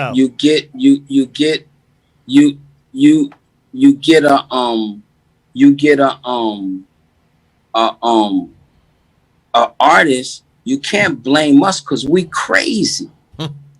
Facts. So we can be Daddy-O or Kool Keith. We don't know who we are at some time. Right. But Black radio let us down, bro. Absolutely. Well said. I'm so glad well you said that. Absolutely, man. I'm so glad you said that. That's who failed. And I tell people all the time, that's who failed you. Stop pointing your fingers at the artist. And people love to point their fingers at the record labels. And I say, man, the record labels is only doing what record labels do. Yeah. You know what I mean? But Black radio, failed and it ain't even hip hop that I use as an example. Before the pandemic, Toni Braxton, I always say, she's probably not one of our queens, she's probably our princess, right? If Gladys is a princess, and I mean, if Gladys is a queen and Shaka's a queen, Toni too young to be a queen, but she's definitely one of our princesses. Absolutely. Right. Toni Braxton makes a full album produced by Babyface, which is definitely one of our kings. Absolutely. Right? Black radio doesn't play the record. Who are y'all? Yes. Who are y'all? Yes. That's crazy to me. But the problem is that Black radio is owned by white management. And at the end of the day, right. Bobby broke it down. Bobby broke it down to me the other day, man. It was sickening the way he told me that the way it works now, Daddy-O. What he say? I think he said Clear Channel sends a program, and everybody's got the same list. Absolutely. I said, really? He said, D, I know, because Bobby's on iHeartRadio. Right. Yeah. He, yes, for real. That's the way it is. I said, wow. And you better stick to it. Yeah, absolutely. Crazy though, bro. Well, you know what's funny too is the fact that I agree. Think back to what I just said about back when we were coming up, how the DJ wanted to Wanted to be break unique. that He wanted to song. break it. Right. Right. That's what puzzled me but some of these DJs are in powerful positions now. We put them there. No, they're not. But- you think they're in powerful positions. But even he they just said it. scary. A lot of these DJs, and I don't want to say no names, Daddy-O, but you know, bro. A lot of these DJs are scary as hell too. Absolutely. They are, because you know what? But it's not only them. It's kind of like everybody. Like, let me tell you something, man. One of the biggest pleasures, and I mean this in every good way in the world. One of the biggest pleasures in working with Stetsasonic is I say it to the guy's face. I said, Stetsasonic is non-threatening. I love that part because at least I'll get to live a little bit of that. Yeah. Because me, I really don't give. You know what I'm saying? Yeah, I really don't. I go ham on anybody. I'll talk crazy to anybody. It don't matter to me if I'm gonna say what I feel. And I've been in a position, man, where I've talked to some of my peers, man, and I ain't gonna mention no names either, but I'm threatening to them. Right. You know, I'm talking about cats that everything. Yeah, man. Some of that stuff you be saying, is okay, but some of it, man, I don't know where you be going with it. And I'm like, and you're not really having dialogue with me in terms of like what I really mean. Exactly. It just sounds crazy to you. Yeah. Right. I'm gonna stick by what I say. Yeah, you call the bottom. And good word for it, to be politically correct. Right, yeah, tational Negro. Yeah, I was kind of having. I'm just saying. What you feel and what you say, and whatever you feel and say, every word that I said. Exactly. You got to be that way. It's and hip hop. That I hate to say. What bothers me? I don't care if new dude. Exactly. That's when I be having I be like, yo, this in perspective, right? In 87 and 89, you made some of the best records we ever heard in our life. You can't do that again in 2022 with somebody writing for you. Wow. Right. Facts. You know what I'm saying? like it bothers me to my core. You're right. I know you caught a lot of heat about the Rakim comment. Of course, and I stick by it. It's all I'm saying is that hip hop. All I said with the Rakim thing is Scarface gonna be Houston for the rest of his life. Absolutely. E40 gonna be Oakland, and let's be clear. Absolutely. E40 gonna be Vallejo for the rest of his life. He don't even claim Oakland. Right. Too Short claims Oakland. Yeah. 40 claims Vallejo because that's where he's from. Yeah. Just like Andre Nicotina claims Sacramento, and it's gonna be that way for the rest of his life. Right. You ain't never gonna see that line came out of a place of I'm not from the five boroughs. That's what I believe. Mm-hmm. I'm not trying to take away from Rakim's skills. Rakim got skills. Absolutely. I think. You know what I mean? Like I know he did then. I know. Go ahead and put something up against that. You can't beat it. I can name a few joints. I'm going. You think so? I'm going. Well, it depends on what you're talking about. Because I'm a cool G rap. So that's another show. We need. Yeah. We need you back. We need you back because we need you. Hard, yo. We need to have a show when we do that. Yo, that's a fact. We need you back because I definitely will respect your opinion because these are your peers. So you heard it. We used to have that lyrics of Fury goes so hard, son. My God. It's dope. I'm not taking no. Daddy, I do want to say this, Daddy-O. And right now we're live in the Cipher BCast 1. Salute. We are in the building with legend. We can go on and on. Daddy-O Stetsasonic. It's an honor to have him here. My man Ghost on the far end. Storm Norm the General. I'm your boy Chill, Mr. Keep It Real, and of course Smooth P. If you're young, listen. We're dropping jewels and gems and so forth, so on. I want to ask a couple of questions, man, while I got you here tonight. Two things. We know overseas the love is shown to our seasoned artists, hip-hop artists. Right. Definitely. Absolutely. Right. How do you feel about and not to say that there aren't areas here, but overseas y'all get the love big time. Is there a little bit of you inside that's saying, you know what? Why can't I get this love here? Why can't I do a show with a younger artist? Why can't we mix it up and do things like that? Because I've always been curious about that. Coming from your perspective, you're a perfect person to ask. How you feel about that? I think that's yet to come. I think that a lot of things we do in this country are immature. We don't like to admit it. Wow. And so I think that, and because I remember, so going back, the first tour Stetsasonic ever did was overseas. We cut our teeth. I mean, we were fortunate. I always say it's God looking out for us, but we were fortunate. I read a story about the Beatles and I was like, wow, we're similar. And that's weird, right? Because the Beatles are so big.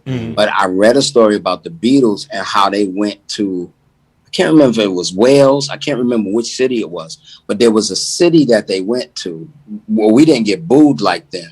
You know what I'm saying? But they went to a city outside of London and was able to do all of these concerts and work out all their kinks and everything else. So by the time they premiered back in London, they were already clear and pristine. Now, we didn't get booed, but we cut our teeth overseas.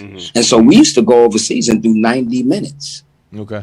Wow. You know, or just throw, you know, freestyles in there and all of that kind of stuff and all of that. So by the time we came back over here, that thing cut down to like from 90 minutes to 20.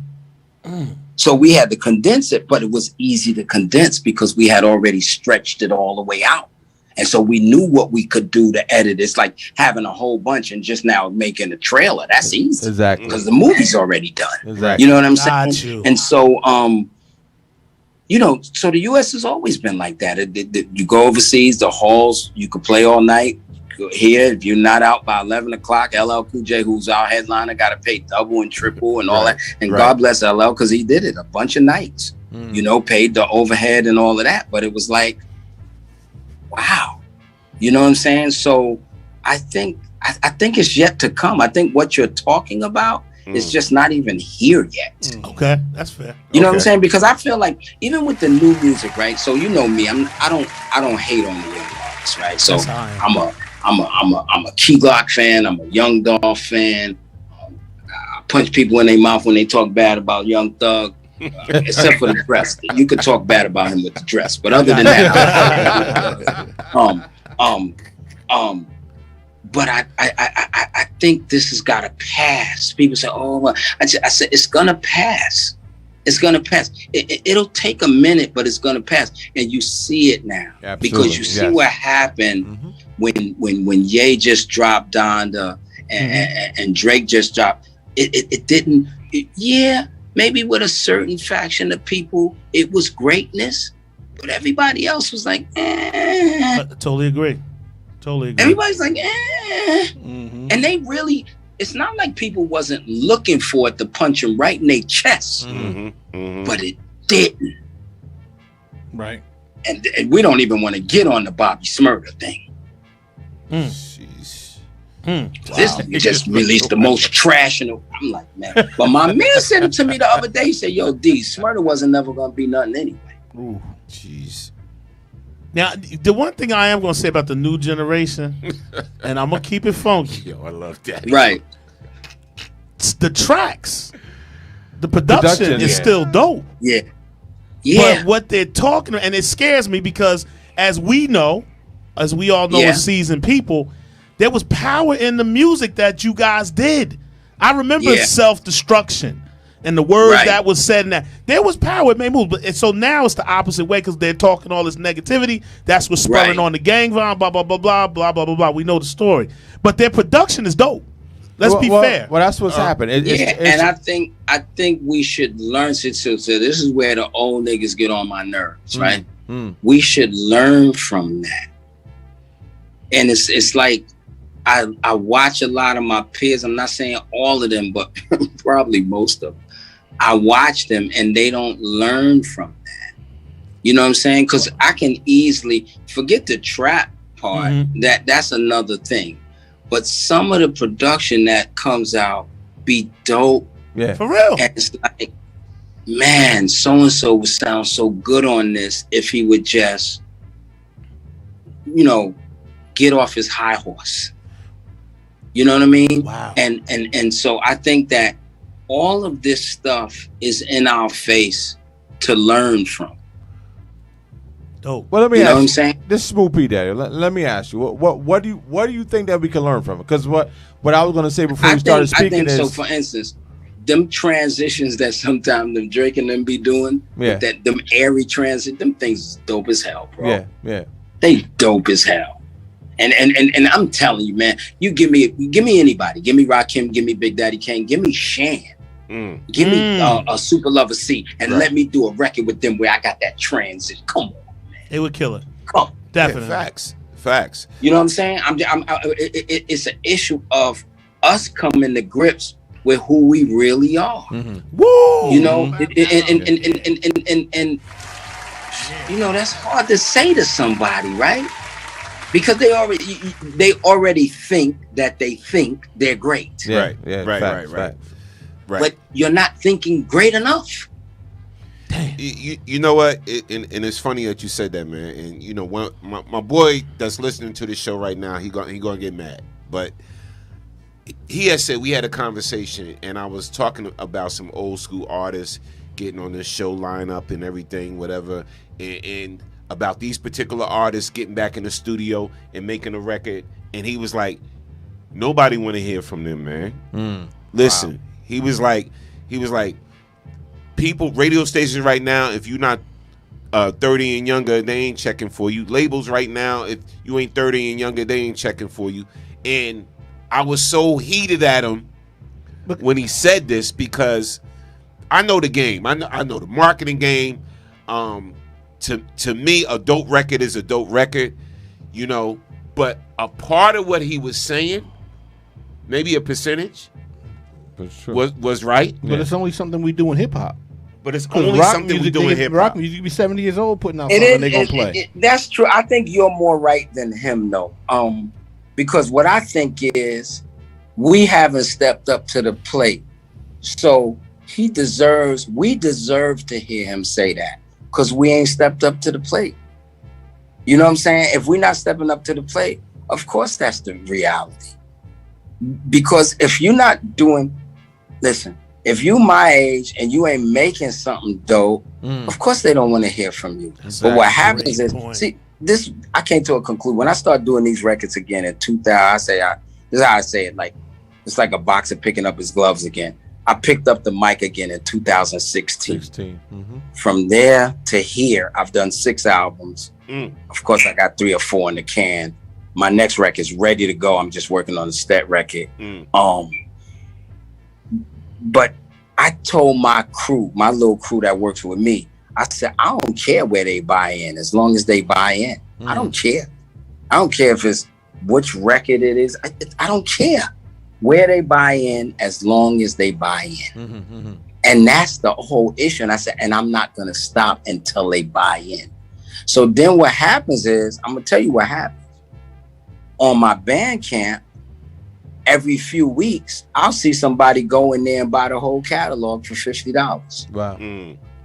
You understand what I'm trying to say? And I'm not telling you it happens every day. But the point of the matter is that they've starting to buy in. Right. It took them a minute, but now they saying, them first couple of albums I was doing, and I do a Google of videos, they're like, it was giving me the kind of, that's the OG. We don't want to diss the OG. Right. So all of that stuff in the beginning actually fell in the same category that your man was saying. Till I got with Fran Lover and did County of Kings. And when I did County of Kings, the DJ pool started calling me. Right. My Spotify stream started working. I was like, what happened? And so I started talking to the DJs about it. I said, man, why y'all ain't buying into this shooting like a beatbox when I did that, or when I did so-and-so? And they said, OG, we just wanted to see you pick up where you left off. I couldn't understand it at first. 2 days later, I got it. I said, they like the rapidy rap daddy, yo. And that's the drummer man daddy, yo. Yes. It's the rapidy rap daddy. Yeah, man. You see? But it's an issue of not stopping. So we deserve, anytime somebody throw that in our face, they ain't trying to hear from you old niggas. We deserve that, because really ain't nobody trying to hear them 87, 88 records. That's a fact. That's real. You know what I'm saying? You just got to come fly and spit fly. If I was I'm learning how to be a lyricist now, right? But if I was a lyricist like Big Daddy Kane or Special Ed or Rakim, I would blaze everybody beat one time. I give everybody a sweet 16 or a sweet 24. Jay and Nas do Sorry Not Sorry. I get on that joint. I'm Rakim. I get on that same beat. I tear it out. You jack their beat is basically what you're saying. You'll jack their beat and you'll do a tear it out. I'm talking about not only jack, but I'm talking about tear it out. Everybody, I will top everybody because I'm Rakim. I will top all of y'all. You know, it's funny, that philosophy worked. What's the young lady who took Drake's beat a long time ago? The one that got chased off the stage by Jay-Z. Oh, Little Mama. Little Mama. Remember her freestyle version over Drake's 0 to 100? Yeah. Dope. But Lil Mama is fire. Oh no, she dope. But I'm just saying she tore that up off of a beat that was hot. Like you said, you got to come with something that's just like poof, fire. But you know what? That's what I'm saying. It's like I think that there's a level of the only person, I say this, and this is just a daddy-oism, I could be wrong, but I'm just speaking my truth. The only person I feel like he don't do it in record, but he does it in personality, that really wears his hip-hop royalty right is Dougie Fresh. If you've ever been in a room with Doug, you'll know exactly what I'm saying. I have. We have the honor of Dougie's that dope. show. We was in in his dressing room and everything, talking to him and everything. Good dude, man. Good dude. But you know what? Yeah. I would love to see Daddy-O do a record. I would love to see you do a record with Jada. Real talk. Oh yeah, that'd be hard. That'd be hard. I would love to do that. I would love to do. I mean, I love the '90s dudes. I'm just learning how to come to keep up with them, because those guys went to another level. Jada, Buster, a few of them, even Biggie. They went to a level that it took me a while to get that, because all I could do is sit back and marvel at it for the most part, and you know what I'm saying, because some of it is just, you know, the way they use them words, man. Like I was talking to my man called me today and said, yo, me and you probably gonna have to fight, because I'm saying King's Disease 2 is better than Donda and Certified, whatever the name of that record is. I said, you're right. He said, oh, we don't have to fight. I was like, no. I said, that damn store run alone will beat the whole damn Drake album. I said, this boy Nas, what he do with words, he's a wizard, man. I mean, ain't nobody like him, man. He nice, B. He nice. Interesting. Yeah. I mean, listen, man. I ain't gonna front. King's Disease. I'm gonna have to give that a slight edge above Donda. I'm gonna have to give that a slight edge. I mean, then nobody's talking about Cole's album. Cole's album better than all of them. Cole's album better than all of them. Yeah. Cole's album's better than all of them to me. That record go. But you know, and again, and I'm really enjoying this conversation. I'm so glad you came on with us tonight. We got Daddy-O. I appreciate it, bro. Like I said, legend. And I'm gonna keep saying that all night, man. You know what I'm saying? 'Cause like I said, with this COVID and all this that's been going on, I pray that you are in good health, my brother, and everything. Absolutely. But you just never know. And sometimes good health don't even matter the way things is happening. So I'm gonna give you your flowers thanks for now. praying for my health, because I just had about 9 months ago, man. I just had a bout with this diabetes, scared the shit out of me. I was in the hospital for 2 days, man. I was scared to death. Yeah. Wow. Yeah, man. Yeah, we glad you're all right. Yeah, Absolutely. facts. Absolutely. The thing that I was going to say is with the lyricism and everything that's going on now, which is funny to me, the difference now, and I want your opinion on this, and everybody here on the panel and everything, the way music is made now, it only takes like pretty much the artist controls. They can go to YouTube, they can make their one song. To me, in our era, season era, albums were all dope. I remember putting on Rakim's Paid in Full. I ain't have to move. It never stopped, and you never had to skip a Exactly. record. I remember Long Live the King. Never stopped it. Criminal Minds. Dope. Never stopped Dope. it. Criminal Mind is crazy. Yes. Now, and again, Crazy. I don't want to come into comparison because I don't want to diss what they're doing. Because I remember my mother told me when I used to wear Lees, why you always just want to get those Lees? Well, you don't want to get Wrangler or something like that. But we was looked at as Right. funny too. So they got their method. But the method of the songs now, is there anything that your thoughts on that? Meaning, do you believe an artist now doesn't put enough into wanting to do a full project? Is it all about, let me get this one hit, I can make these hundreds of thousands, millions of dollars, and I'm good? Is it more of that going on instead of loving the craft for what it is? I think it's, I don't want to say more. It's almost all of that. Yeah. Going on. I'm trying to figure out where that isn't going on. I mean, it's very simple, right? In the very beginning, I say this all the time. You can listen to my second album that we made in 1988 called In Full Gear. I did a record called Stet Troop.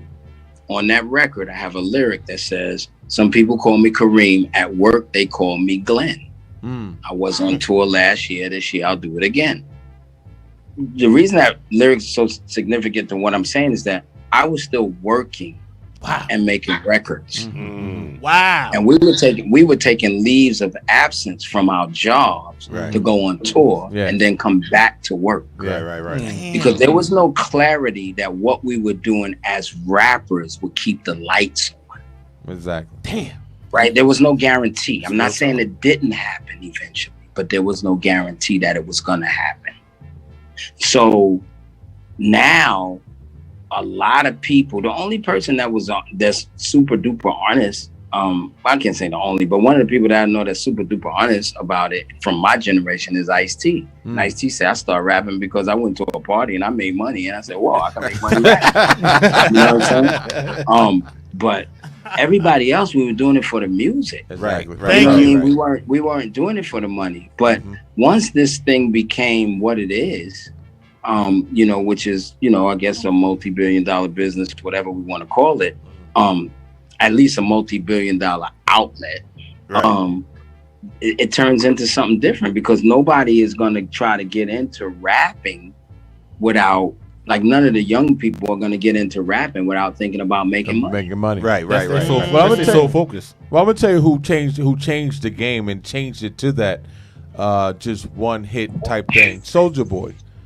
Soulja Boy kind of changed the whole gamut and the outlook of hip hop. Yeah, and he made it big, like with the ringtones and all that kind of stuff. Like he kind of changed like the whole album. You didn't have to come out with a whole album. You needed to get that one hit that everybody jumped on and everybody wanted to download to their phones. He kind of changed the game. Just Blaze was on that whole ringtone thing. Yeah, Heavy. Just Blaze was the best one, right? Yeah, when you had heavy. two ways, he had the best ringtones. But Soulja Boy Just Blaze was dope. But I think what happened is kind of the American way, right? It's kind of capitalism. So that's the way we get down in this country. Like when we find out something can make money, we do it. We jump on it. We mass manufacture it, and we do.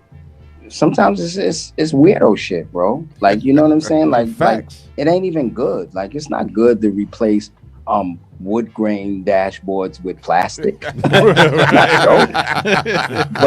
it's profitable. Facts. But look, you understand? But see, listen. You was kind of more fortunate than a lot of other rappers because you had those other skills when it came to production. Exactly. So if you wasn't getting those stat checks, you was getting that the production royalty point Credits, checks. exactly.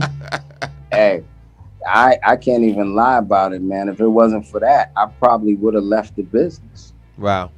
You know what I'm saying? Because it was difficult, and it wasn't. People say, "Oh, it's difficult to make money with Stetsasonic because there's so many of y'all." No, it was difficult to make money with Stetsasonic because we were so misunderstood. You know what I mean? And that's why I'm still doing it, and that's why I'm so happy that these guys actually answered the call when I, to pick up the mic again and do things. Because I'm like, look, man, I really don't think that we finish.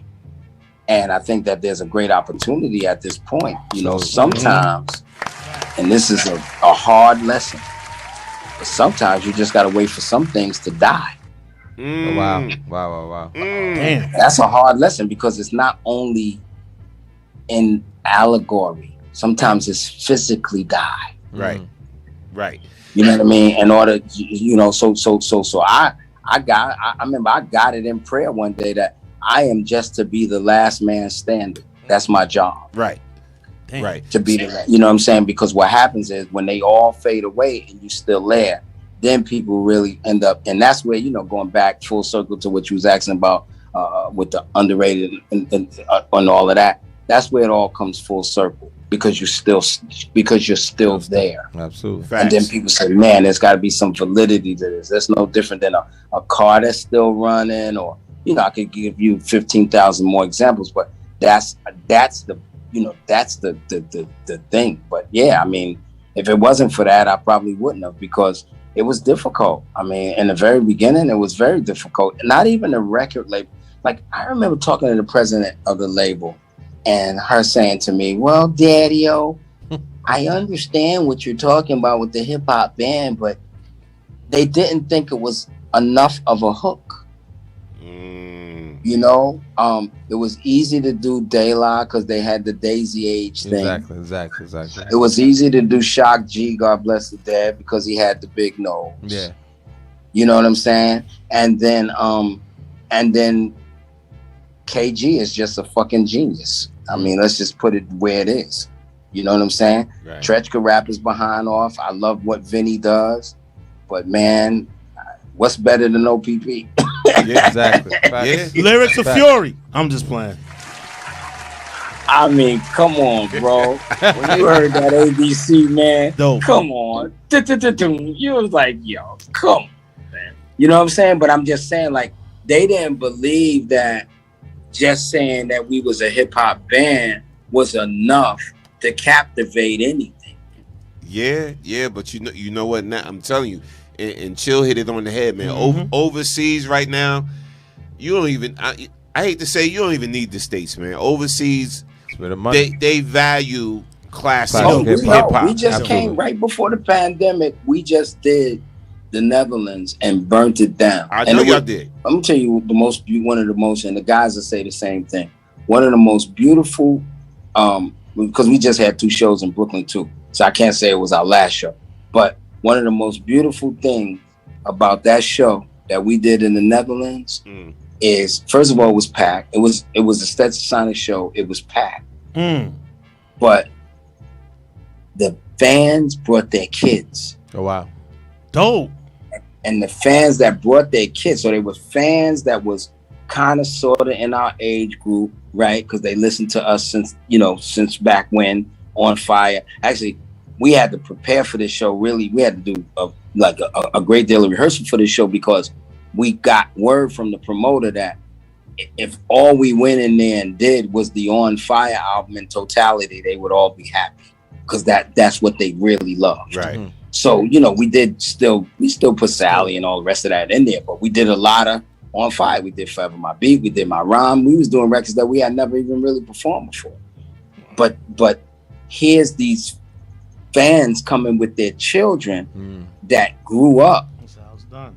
watching their pops and their moms play these Stet records. Yeah. Dope. You see what I'm trying to say? And now this is the band that you've been listening to since you've been a little kid. Look. You know what I mean? Right. And everybody's out there boogieing. So no, I mean we totally appreciate them. I mean they definitely treat us different. Sometimes we go over there, we feel like Michael Jackson. Right. Absolutely. Yeah. You know, Absolutely. I was in Japan with Nice and Smooth. I was out there with them for like 3 weeks, bro, and rocking with them, and they treated them like Michael Jackson, like they were superstars. Yeah, they love the music, but it's always been like that, right? So that's just an attestament to black music, period, because black music has always had that effect outside of America. Absolutely. That's why Jimmy used to go over and make records that you could still only find on import and stuff like that. Right. He would leave his label. That's why Nina left. Right. She never came back. All right. Oh, ahead. real quick. Now y'all giving up. Giving up, man. Just tell me, just take me to the essence of why you titled it that. Now y'all giving up. Because there's always been, I heard all the rumors, man. You know, I heard all the rumors about Stetsasonic. So yeah, we do have a pretty decent name out there, but you know, there's always the naysayers in the background. Haters. And the naysayers in the background always be talking crap. All the way down to I had to get somebody to redesign the Wikipedia page because the Wikipedia page said we disbanded when we really didn't disband. Right. We went on to do things, but we really didn't disband. We would always do a show if the money was right. It's hard sometimes because we bring the whole band, you know, and for that you got to pay for drums. You got to pay for that. Right. But we do it, you know. And just it was just a silence. The whole aim of it, and it looks like we're succeeding. Was to silence the naysayers. You know, the first line on the record was because I sat back and I thought about it. I said, you know, there's a blessing in the curse, right? The blessing of making a dope record and being a classic MC right now and coming out with something dope is they not checking for nobody. True. Ain't nobody looking for a new Kane record. Ain't nobody looking for a new Rakim record. Ain't nobody looking for a new Light record. Ain't nobody looking for a new Shan record. I can keep going, right? But the one thing that they all want and been talking about is that damn detox that Dre made. That's a good So point. that's where that line came from. Some of y'all waiting on detox. That's a good The point. Wise, y'all thought Wise was a beatbox thing comes from the fact that most of the time y'all used to see Wise doing the beatbox, and even though you seen him rap on No BS Allowed and Susie, it seemed like y'all forgot. You know what I'm saying? And then the next line is y'all thought we broke up. But now y'all giving up love. Then we hit him right in the head. Click, clack, Stets back. Call that what you want, but it's just rap. No doubt. I heard on the street, bring the band back. Facts. You know what I'm saying? Facts. You know? Facts. I want to run that for everybody, man, the listeners, man. And yes, sir. Because I was listening to that earlier. I was like, man, listen, man, this is what I'm talking about. You know, to me, you should keep making dope music till the wheels fall off. Until the wheels fall off. We will. I've decided that. And I decided that based on, really not based on hip hop, but just based on the tradition of black music. And then even going beyond that, not to say that there's anything bigger than black music, but even going beyond that, just music in general. You know, like Bobby says all the time, Elton John is now doing a farewell tour that's going to last for 3 years. He's doing it for the music. He's Sir Elton John in London somewhere. He don't have to do it for no money. Right. Facts. Iron Maiden just dropped the album 3 days ago. Wow. You know what I'm saying? I mean, and they're doing it for the music. They're not. Steely Dan drops a record whenever they feel like it. Like Cat Stevens is still making records. Like there's no real reason to stop making music, whether it's gonna be super duper prosperous or not. Yeah. It's not the issue. The issue is, let's just say there's only 50. The issue is those 50 fans that will benefit from that new music. No doubt. Absolutely. So without further ado, y'all, we're gonna run this joint right now. Now y'all giving up. All right. You know you're at live in the Cipher, WBS1.com. Let's go. Stetsasonic. Let's go. Let's get it. Yes, sir.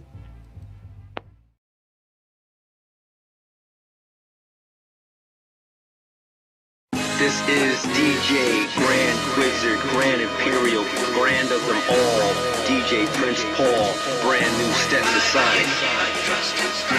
Some of y'all waiting on detox. Y'all thought Wise was a beatbox. Y'all thought we broke up, but now y'all giving up. Click clack, Stets back. Call that what you want, but it's just rap. I heard on the street, bring the band back. Cross my heart, brought the band back. So we here now. Where your man's at? The one who was laughing on the internet. But now we smash on the internet. Class on the internet. To just say that. Hands in the air if you love life. Shouting out Philly cause they love bites.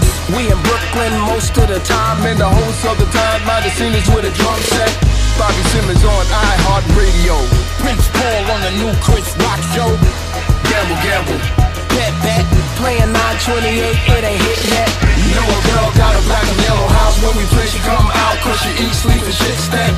Some of y'all waiting on detox. Y'all thought Wise was the beatbox. Y'all thought we broke up, but now y'all giving up. but now y'all giving up. But now y'all giving up. Clean your vision up. This is 2020. Big money, milk and honey. Shout out when you're working and you can't sleep. All you thinking when you up is about your big dreams. On the bus with the band. Big dreams, on the chart like a trout going upstream. You ain't about that. You can lead in. I can save these tickets for my best friends. Loyalty rare, but we full of that. You need money now, maybe should've stacked. We might be the best thing you ever lost. See this day coming, so we going off. East New York, but it's Amity and Fox too. All the people, all the blocks too. Stat fans and some who don't know you. Join up in the city when we flow through. Might do a show when we blow through. Paul and Daddy O, they give lectures too. Some of y'all waiting on detox. Y'all thought Wise was a beatbox. Y'all thought we broke up, but now y'all giving up. But now y'all giving up. But now y'all giving up. You ain't about that. You can lead in. I could say these tickets for my best friend. Where we at, D? Dean Street. The incomparable Dean Street. Thank you, sir. We back. Some of y'all waiting on detox. Y'all thought Wise was a beatbox. Y'all thought we broke up, but now y'all giving up. But now y'all giving up. But now y'all giving up. But now y'all giving up.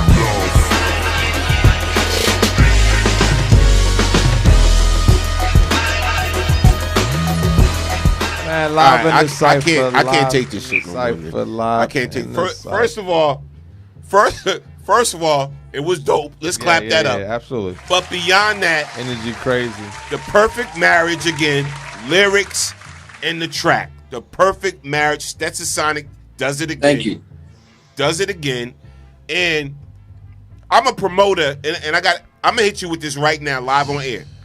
So okay. I'm a promoter out here in Jersey, whatever. Our team, this is what we do. BKS on radio. Yo, I'm coming up. I'll be up there like on the 20th, man. We need to sit down and break some bread. But keep going. Yes, absolutely, yes. Absolutely. We're gonna break some bread.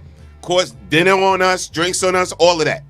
But what I want to ask you, man, what's it gonna take, bro? Because I want to see you and the whole van, the band in my city, doing what y'all do, so the people can see what this thing is really about, man.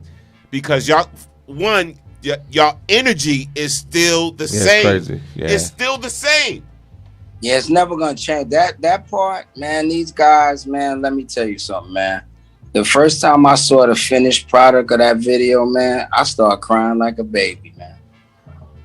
Because, you know, these guys never said no to me. They never backed down. They stood up to the challenge. And it took a while, took a little convincing. Like, all that drummer, man, all that stuff was before this, And it took them a little while to kind of come around and do it.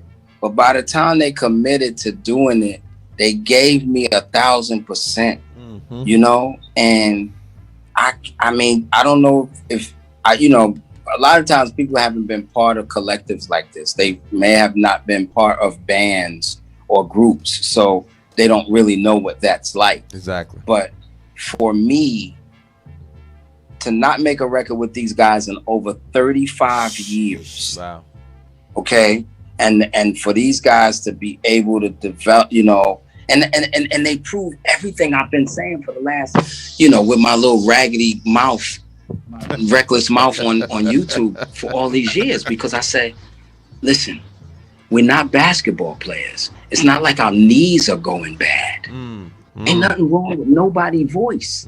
Or their mind. Right. Right, or their mind, right? Right. So why are they not making records? And what I said to the guys, I said, man, I'm trying. I'm gonna keep on doing what I'm doing because I'm on a whole nother plight now as far as the daddy-o stuff is concerned. Because I'm learning how to be a lyricist. I'm actually in Team Hami with Swave 7 and them. Like, I'm down with the battle rap crews and all of that. Right. Wow. So I want some other thing. But I told the guys, I said, if we do this right as Stet, we may be able to really convince our people. Yo, you could be the George Foreman of the game. I hope you don't mind that analogy, bro. No. I love it. And that's what we're trying to. I just want to spot, man, bro. Listen to me. You see that record right there? Imagine if there was 7 more of those records. I'm not talking about from me. That's one from us, one from Light, one from Rakim, one from Kane, and whatever would equal up to 8. If you got 8 of those joints circulating at the same time, we moving people out of the way. They creating a new category on Apple Music called Classic Hip Hop. They creating a new category on Spotify called Classic Hip Hop. They creating a new category on Billboard called Classic. They have to make room for us. Facts. And that's my whole thing is like, I think we have something to say that's not 19 years old. Man, he just inspired me. Daddy-o, Just inspired this me, is bro. Smooth P. I love everything that you said, and I would love to see that happen. But I can tell you right now, the powers that be would never let that happen, just because it would change hip hop so much right now, and the direction that they want hip hop to go right now is definitely not what is your vision. It's all the labels are gonna do what they do based on money. Yeah, exactly. The problem though that they would have is, and one of you guys said it earlier, which is totally to my heart. A hit record is a hit record. Facts. Right. So you can't move out of that. And if it's enough good stuff flooding the marketplace, the power that we have right now, we got more fan power now than we ever had in our life. Facts. No, listen. So the fans could move this thing along. And if that means it's such an overflow of product that it needs a new platform, so be it. The problem here though is that we just ain't making the heat. Yeah, we need that. You know what I'm saying? We really not making the heat. So what happens is, here's my analogy to my fellas all the time. I want it, and I'm glad that we're starting to do it. I wanted to give my fans bragging rights. What do I mean by that? It's Saturday. Dad doesn't have to go to work. They on their way to Waffle House or Cracker Barrel or IHOP or whatever they do in the morning on Saturday mornings, taking the kids. If he's playing Rock the Bells radio, they're probably like, "Oh, Dad, you want to listen to that old stuff again?" Although shout out to Rock the Bells radio, they added that record, and that record's in full rotation. That's what's up. Absolutely. It's like when that dad or that mom or that couple tries to play music, and that music is in that 80s, early 90s bubble, the kids have a tendency to say it sounds old. Why? Because it does, right? Right. And so the parents don't get the kind of bragging rights. What ends up happening is the kids usually end up winning, right? Yeah. And you usually end up listening to Pooh Shiesty in the car. Yep. Okay? When we make new records, Right. especially that have the validity of having some type of contemporary sound, the kids, not so much that it's got to really be their cup of tea, but it don't sound old. Yeah. So now they like, "Dad, who's that?" And now Dad's got the brag. "That's somebody from my time. They ain't made a record in 35 years. Right. You see how they sound? Everybody on that record over 50. What y'all little dudes doing? Did you hear what he just said?" And I always tell people this, and this is a solid fact from me. If you like that record, you're gonna love the album. Right. Because we going in. I mean, when I say we going in, we are going in. Right. And fam, I believe that, man. And I'm telling you right now, you don't realize what this, talking to you, and listen, I talk to a lot of celebrities all the time, bro. This is what I do. This is what I've been doing for years. But talking to you gave me a whole inspiration to actually, one, get back into the studio. I was getting ready to tell you that. Two, revamp yes. our whole station. We could listen, and man. To gear it towards what you're talking about. Because of our level of expertise, I'm talking about all 5 of us right now. Mm-hmm. Because of our level of expertise, we have the ability to run a company. We have the ability to run plays. We got Absolutely. the ability to do all of that. The issue is just doing it. Doing it. Absolutely. You understand what I'm trying to say? Because in the gangster world, let's say the gangster world. In the gangster world, an OG is an OG. Absolutely. Facts. Right? And once in a while, you get one of the young bucks that really got a lot of respect. But for the most part, he still got to kiss the ring and pay homage. Absolutely. That's what we got to get to. But the only way we could get to it, this is my opinion, the only way we could get to it is by making new things. Absolutely. We can't just step in and say, don't you know I'm the guy that made talking all that jazz? Don't you know I'm the guy that made Go Stetsa? Right. That doesn't work. It doesn't work for them. That's a fact. But what happens when you make a record like Now Y'all Giving Up Love, now I can say, oh, that's nice, man. Yo, you doing that, da-da-da. And then I play something and they say, hold up, that's 30 years old? Right. You've been doing this that long? See how that works? So that's the play is we can be current. We just have to understand that we could be current. Yeah. And I always say to cats like y'all, we need y'all because, Thank you. Yeah. We don't have red alerts no more. Nah, you're I right. mean, Red's there, but he's kind of there doing what Red got to do. I just had a talk with Red. I was just at his 35th. That's And Red is like, Daddy-O, they're not gonna. I was on the phone with him. He said, Daddy-O, they don't want to hear it, man, but I'm about to quit. Oh, wow. He said, because I got to enjoy my life. There you go. Right. He said, they got me on the radio right now, Daddy-O, 6 days. Wow. And I'm like, I'm doing it because, of course, it's work and I'm doing it. But, man, I want to enjoy life. Right. Yeah. You understand what I'm trying to say? There is no more Africa Islam on the radio.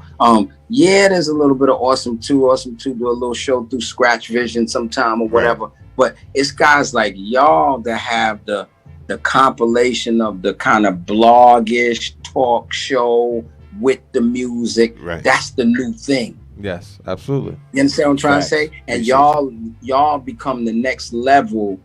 Yeah, Drink Champs is what it is. Yeah, you understand what I'm saying? Those things become, but there's ways to make. Like I watched with the little boy on. You see this guy. I don't know where he's. I think he's in Connecticut. What this little dude does with this thing called Bars on I-95. Yeah. So, right. Yep. He always bring the battle rappers up there to spit. That's a lane. Ain't nobody else got that lane. Right. You know what I'm saying? What y'all doing? That's a lane. A crew of guys talking, and I'm sorry, somebody was calling. A crew of guys talking. That's a lane, and that's why we need y'all. You know what I'm saying? We need to support y'all. Y'all need to support us because, the world done changed. Right. What we're doing right now is going to be in somebody's pocket, bro. They literally could dial us up in their pocket. That's Absolutely. amazing. I'm gonna say one thing though, Daddy-O. This is what I want to see, or what I don't want to see from our seasoned veterans like yourself, in trying to be part of today's hip hop. We don't have to, and we don't have to. No, what I'm gonna say, and I know what you mean. I don't think we have to. Change up to be like what I hate to see is a seasoned artist like yourself try to change up their style to fit into today's hip hop. No, I'm not saying that he is. No, I'm saying no. What I'm saying is, in general, I think that we have what it takes. Absolutely, and I agree with that. But what did I learn about Daddy-O? I learned I love you, but you got to stop screaming. Okay. I love you, but you can't be the Just Say Stat guy. You just can't. Yeah. Because don't nobody want to hear you screaming right now, bro. Yeah. Yeah. No, it's a different lane. You see what I'm trying to say? Right, but I'm right, still right. rhyming. Absolutely. I'm still figuring it out. I'm still figuring out the rhythms. I'm still and then there's guys to study now. But you know what I'm saying? I didn't have nobody to study but Kaz and Mo and Mel and Cowboy and them back in the day. Now I can study J. Cole, Rick Roy. I can study everybody now. But here's the thing though, right? Just now this the business side of me talking now. Right. So, but with the catalog you already got, from Stetsasonic, right? The licensing game will keep you eating too. The whole licensing game will keep you eating too. As far as commercials, movies, now, everybody's drawing back to the old school hip hop to use in movies right now, and commercials. So to me. Whoever, I don't know who your business people is, they need to be grinding hard too. Well, that's what we was talking about. That's what we were talking about with I guess what I would call a potential manager, but I like this guy a lot. Who I think is going to become our manager.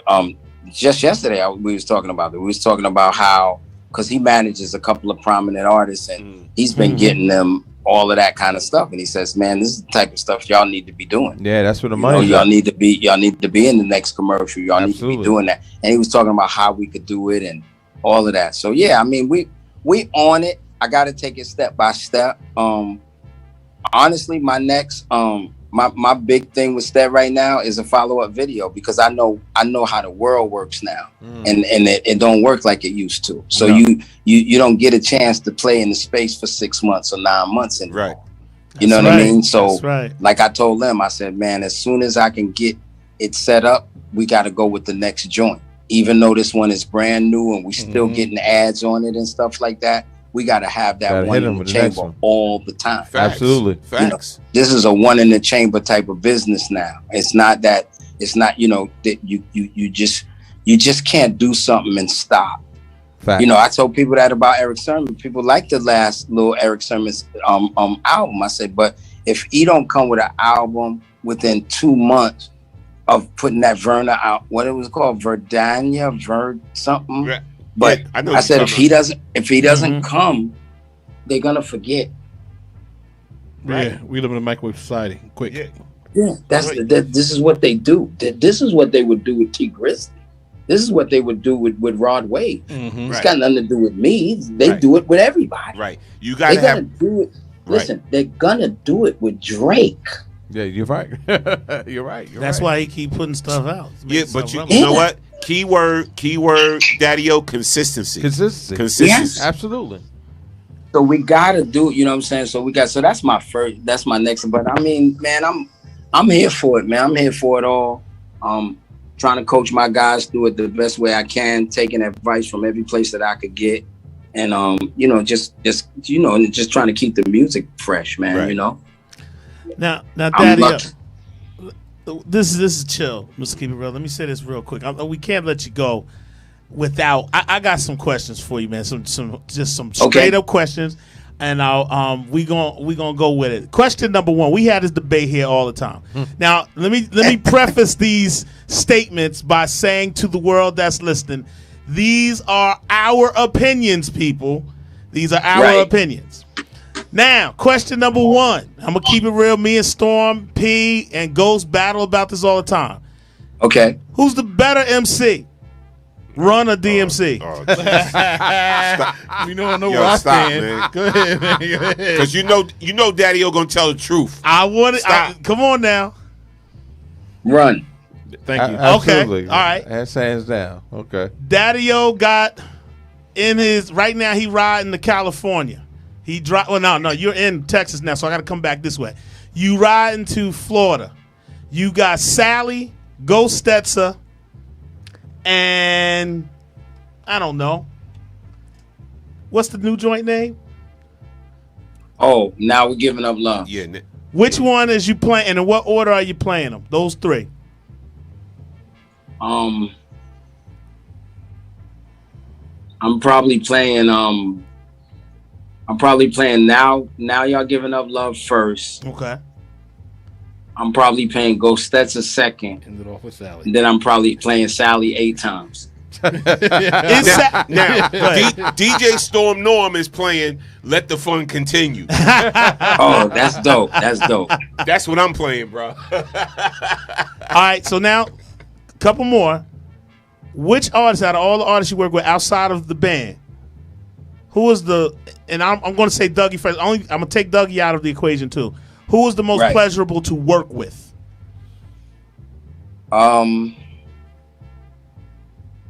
Two experiences. One, Jeffrey Osborne. Wow. Okay. Just phenomenal.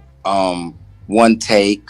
I wrote and produced the whole song. So I played I played every instrument in the song and wrote the whole record. Wow. And to see him perform it that way.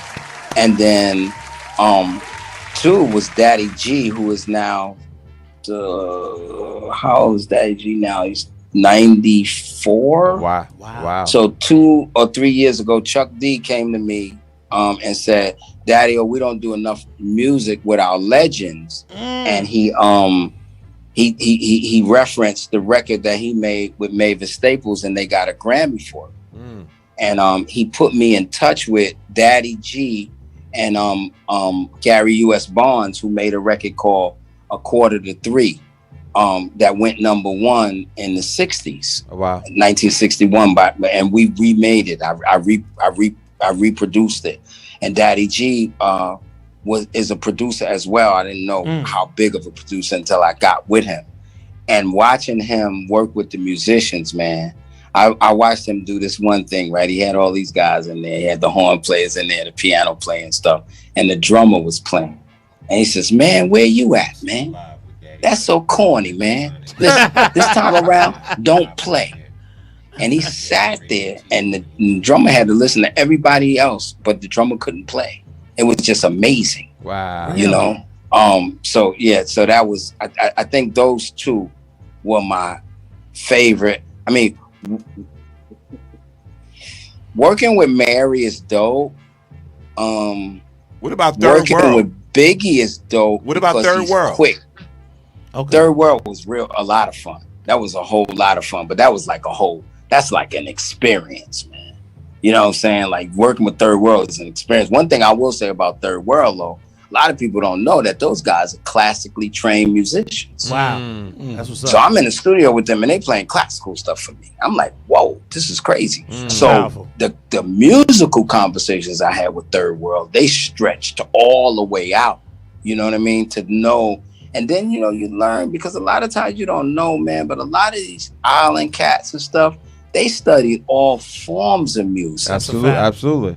That's a So fact. they knew all of this. You know, these guys could tell you Doris Day songs. You know what I mean? So that was dope too. But yeah, I think Jeffrey Osborne is definitely my top one. Last question from me, and I'm really interested in hearing this one. Daddy-O now talks to Daddy-O when Ghost Stetsa came out. You go back in time, you're able to talk to him. What would you tell him? Don't talk so much. be a lot quieter. Don't pay more don't attention. let the guards used to say this long time ago, right? When we first got knowledge of self, the guards used to say, don't let your emotions supersede your intelligence. Pow. Whoa. And that's what I would tell him. I would tell him to not let it do more. And that's stupid because he actually learned that at 15. I'm posting but I guess he forgot it by the time he became a rapper, right? But don't allow your emotions to supersede your intelligence. I mean, it's you know, I'm from Brooklyn. I'm a New Yorker. Most of us that's up there from the East Coast, we have a tendency to be louder and all of that. And some of that stuff is fun and valid. But then some of it, we really have to learn how to step back and observe. And I think that, you know, although I wouldn't trade any of those experiences, I've had some incredible experiences in and outside of the music business, but you know, I'm just talking about in the music business. I've had some incredible experiences inside the music business, but I think that if I could go back and talk to him, I would tell him to be a little bit more observant. You know, like even with when I deal with people nowadays, a lot of times I'm learning to listen to them speak first, absolutely, and then be able to, you know, because I'm always talking. I always got stuff to say, so it's real easy to just jump in and say, yeah, bro, and I've been thinking about this and right. You know, and you never know if that person is accepting it or saying this big mouth. You know what I'm saying? That's true. That's true. You know what I'm saying? And in order to avoid that, to just listen more. Wow. Absolutely. Clap that up. Listen. So I'm gonna lighten it up a little bit, bro. And if you look into your phone or however you viewing it, I'm gonna show you some joints, right? You tell me what is your weapon of choice as a producer. I'm gonna show you some joints. Okay.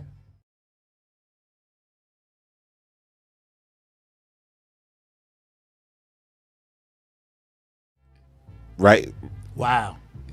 MPK, yeah, that's my first MPC. Yeah. Yep. I'm gonna hit you with the ASR. Yeah, that's DBC's baby right there. And now this new joint. Yeah, that's the machine. That's the machine? Yeah. Yeah. Yeah. What's your weapon of choice? I would go with that MPC.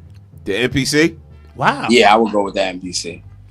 Because I'm gonna always bring in something else.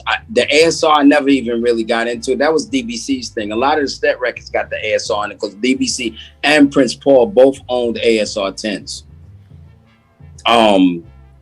The 1200 I used, and I do like the sound, but I know guys that use the sound of the 1200 much better than me, like Premier, like Moby, Premier. Pete Rock too. Really, yeah, Pete Rock too, and they know how to, like, they rock with that. Like, that's their thing. Me, I had my MPC a year before I even used it. It just sat there collecting dust. And so by the time I did use it, I really learned how to kind of get in and out of it. And I even to this day, I can still use it to the same, ability. So yeah, it would definitely be that MPC. Salute. Let's clap it up for the MPC. For me, and it's funny, I had 3 of them and I sold all 3. I had the SP1200. Right. And I sold them 3 times. And I'm gonna tell you who gave me one of them. Whitney Houston's brother, Michael Houston, gave me SP1200. Nippy bought it for me, whatever like that. Eventually, I just sold it. I got rid of it. Yeah, that's crazy. Yeah, crazy. I got stories, man. When you come up, bro. When you come up. Oh yeah, we build. Let's build. Yeah, I'm here for it, man. I'm here for it, bro.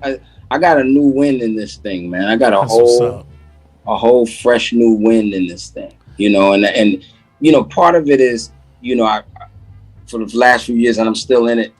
I've been doing things in technology and forming like startups and working with a lot of tech companies and stuff. So, my dream is still, since I started doing this tech stuff, 2007 around in there. My dream is still to merge the worlds, because the tech world and the music world is not merged. Yeah. Don't let Spotify or Apple Music or any of them fool you. The tech world is the tech world, the music world is the music world. The guys in the tech world don't even play. It's not even, because it's not worth the time. Maybe what's getting ready to happen with NFTs can bring it a little closer. I'm not really sure, because the NFT play, it is a tech play, but it's also a money play. And anytime a money play gets involved, it could rise or fall. Absolutely. So it's my dream to kind of really merge those worlds solidly. Just from the experience that I've had on both sides. So I don't want to say it live on air because I don't want people to try to whatever. But what you just said right now, when we sit down and chop it up, right, I'm gonna give you something to run with as a DJ. And listen, First of all, let me start by saying this before I say what I say, because I don't want nobody to take it as a diss. I love I love D Nice. That's my dude. I love D Nice, right?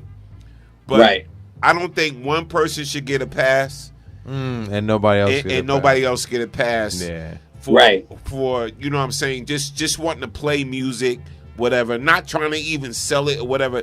You got to let the DJs live. So when you when you say merge the tech world with the music world, you might be the one that can make Facebook finally see that. Listen, I don't care. Charge us $9.99 just to play, or another platform. Because I mean, facts. The bottom line is that it doesn't matter, and there'll be another I mean, it's just the way that you play the game. Like, so I've been around a lot of these cats. A lot of my friends work for Facebook, Instagram, Twitter, all of that. You know, because I've been in technology for a little while. It's just the approach and exactly how it's done. Is it about money? Yeah, it's about whatever the startup is going to be. It's going to be about, you know, whoever invests the money or whatever, unless you have it yourself. But it could be. But it doesn't necessarily have to be any of the platforms that exist right now. Well, it's just an issue of when it's being built, and when you're building it, you just got to know all of the bells and the whistles. Like, I'll give you an example. I have a friend that has a back end that is more dynamic and more just better than almost everything that you would see. But he don't have a front end. Yeah. And this is where Apple beat Android. It wasn't that the Android, well, I use both platforms. I carry two phones. I'll carry a very high powered Android phone with the OnePlus, and I got an iPhone 12.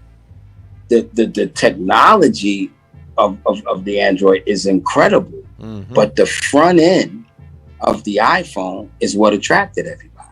Wow. Wow. So you have to know what to do on both. You have to be Big Daddy Kane. Okay.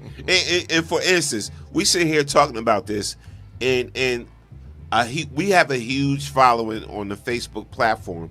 They cut us off when I started running the talking all that jazz piece. So they cut us off. So then we had to revert to YouTube or whatever. But that's my whole point.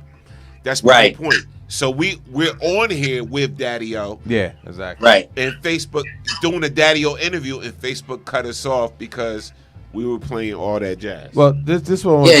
Bro. It's so much that can be done. I'm telling you again, like you said. I'm not gonna say it on, you know what I'm saying, on air. But when we get together, bro, there's a future to all of this, and it's not rocket science.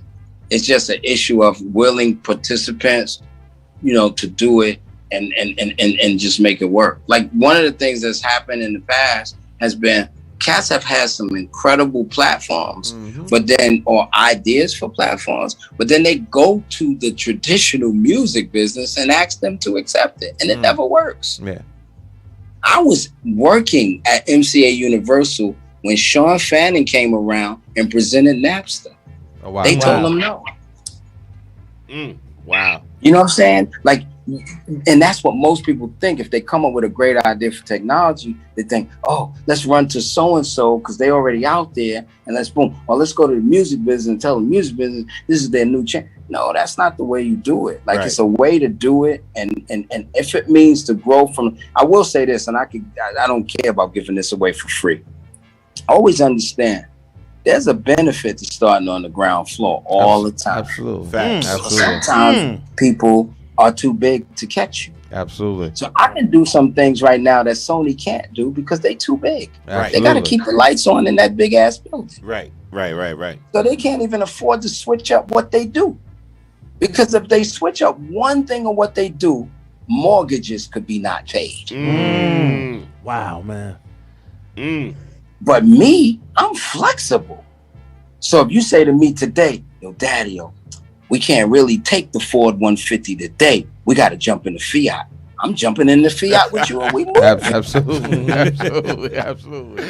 You understand what I'm trying to say? Super but then facts. they got to take the Ford 150 every day because that's the way the books work and the bills work and all of that. They got cameras when they leave in the building. They got cameras when they coming out. They come out with the fiat. They gonna get a memo from the boss. Why was you in the fiat? So there's a lot of benefit to being on the ground floor. Absolutely. You know, we just have to learn what that is. And the whole science of most things is to not stop. That's the science to most things. It's to not stop. Absolutely. Right? Man, That's the Derek Jeter story.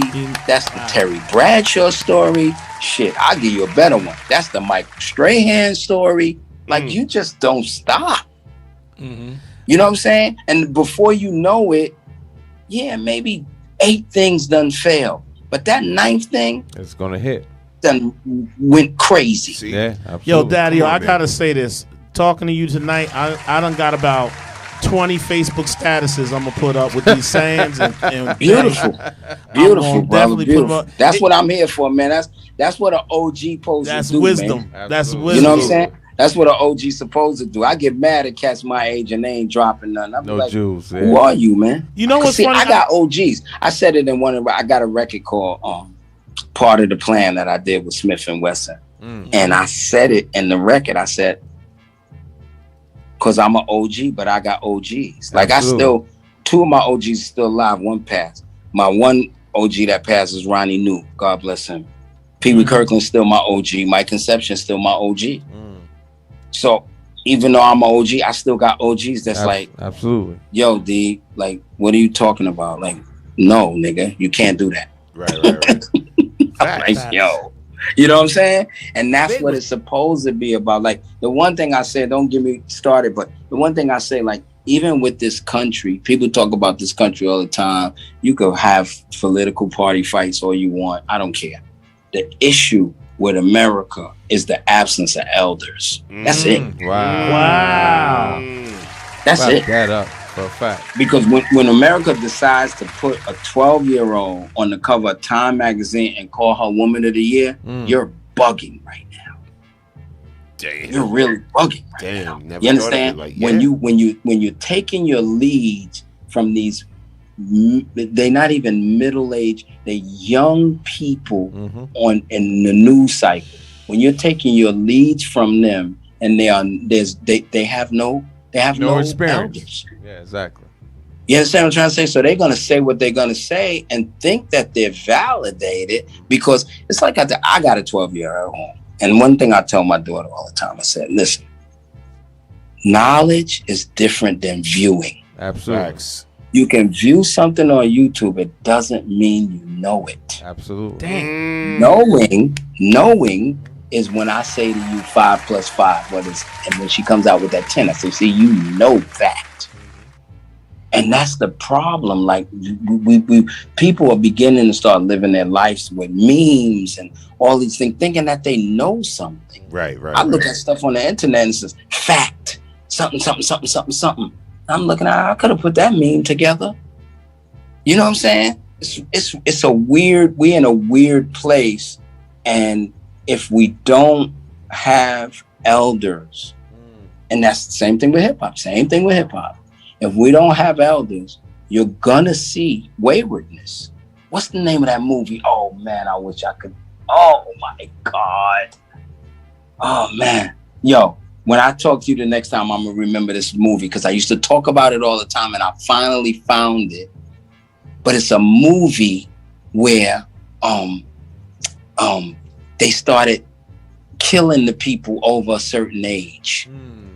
I know what you're talking about. I can't think of the name. And then at the very end, it was even younger people getting ready to kill them. But that's what we're looking at. America's eating itself because it's true. young people making decisions. These young that's people true. can't make decisions. Facts. And neither can senile old men. Hint, hint. Listen, fam. Love it.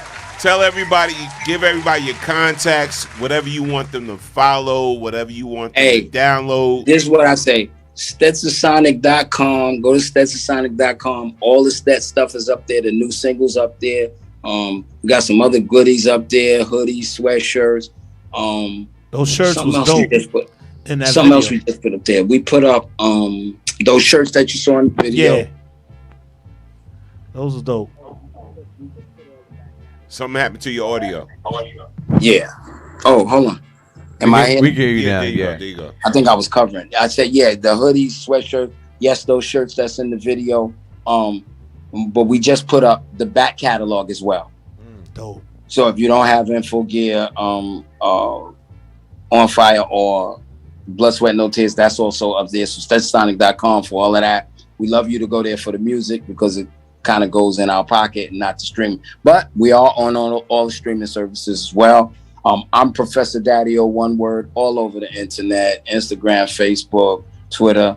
And then the official Instagram page for Stetsasonic is Just Say Stat, spelled just like the first single, Just Say Stat. So those 45s you had in the video, They up there too.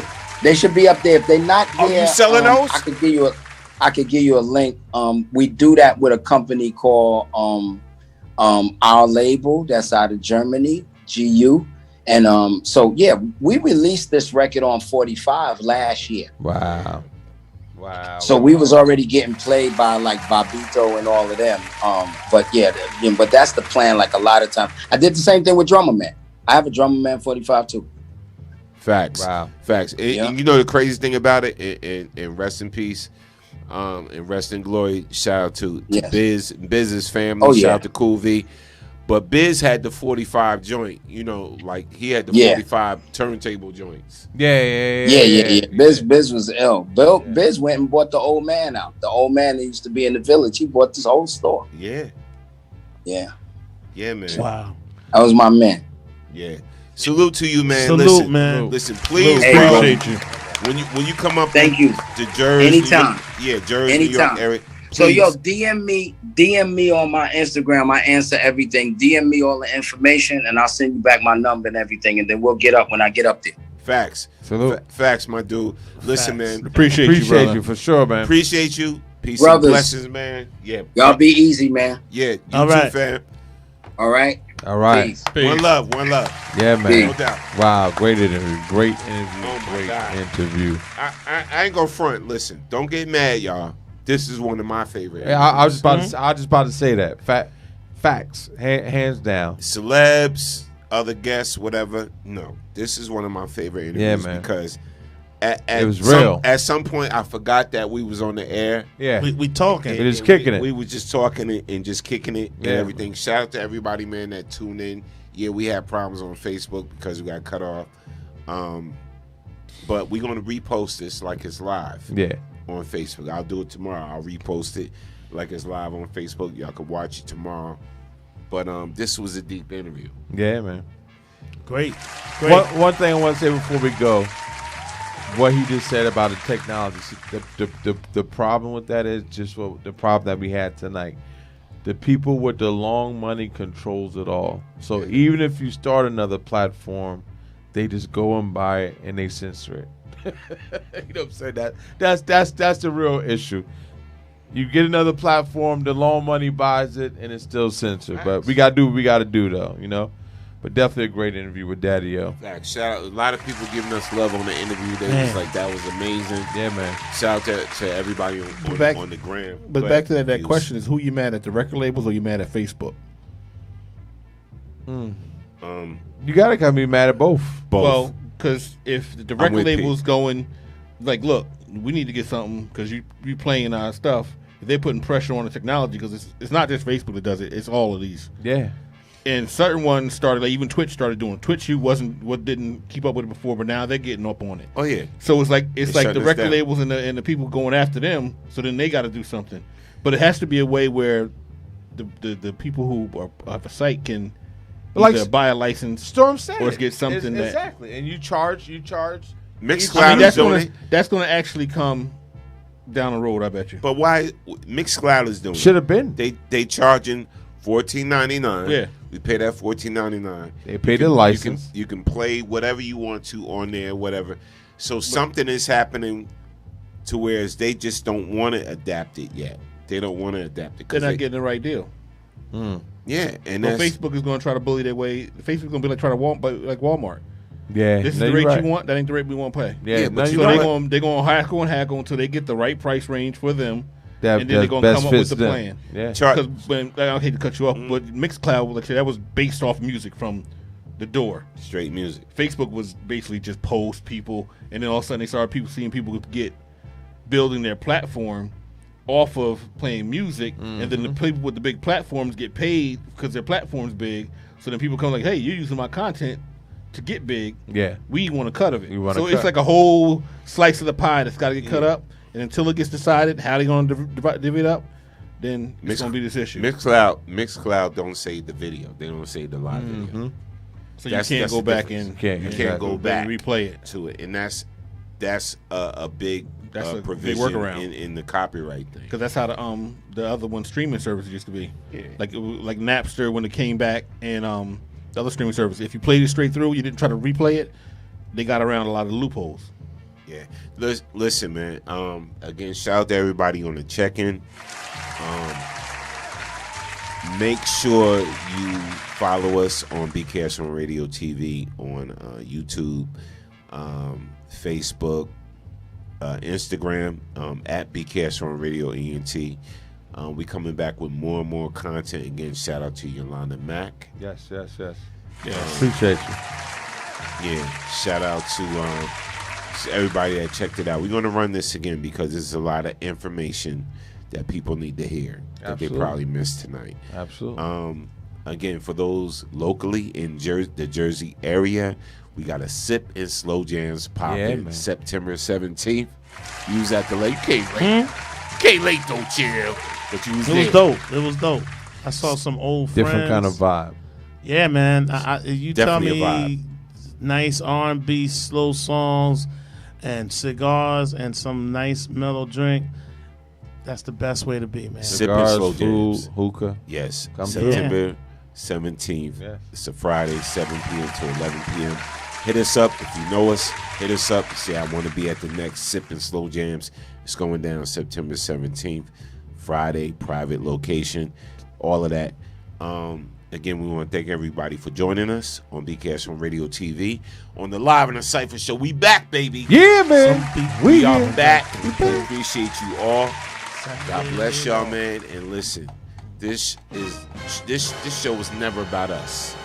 It's always about you. Because You are the next best kept secret. Salute.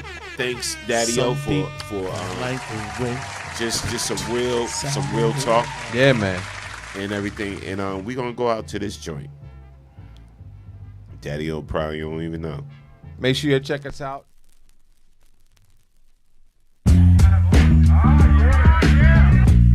It's C-Doc again.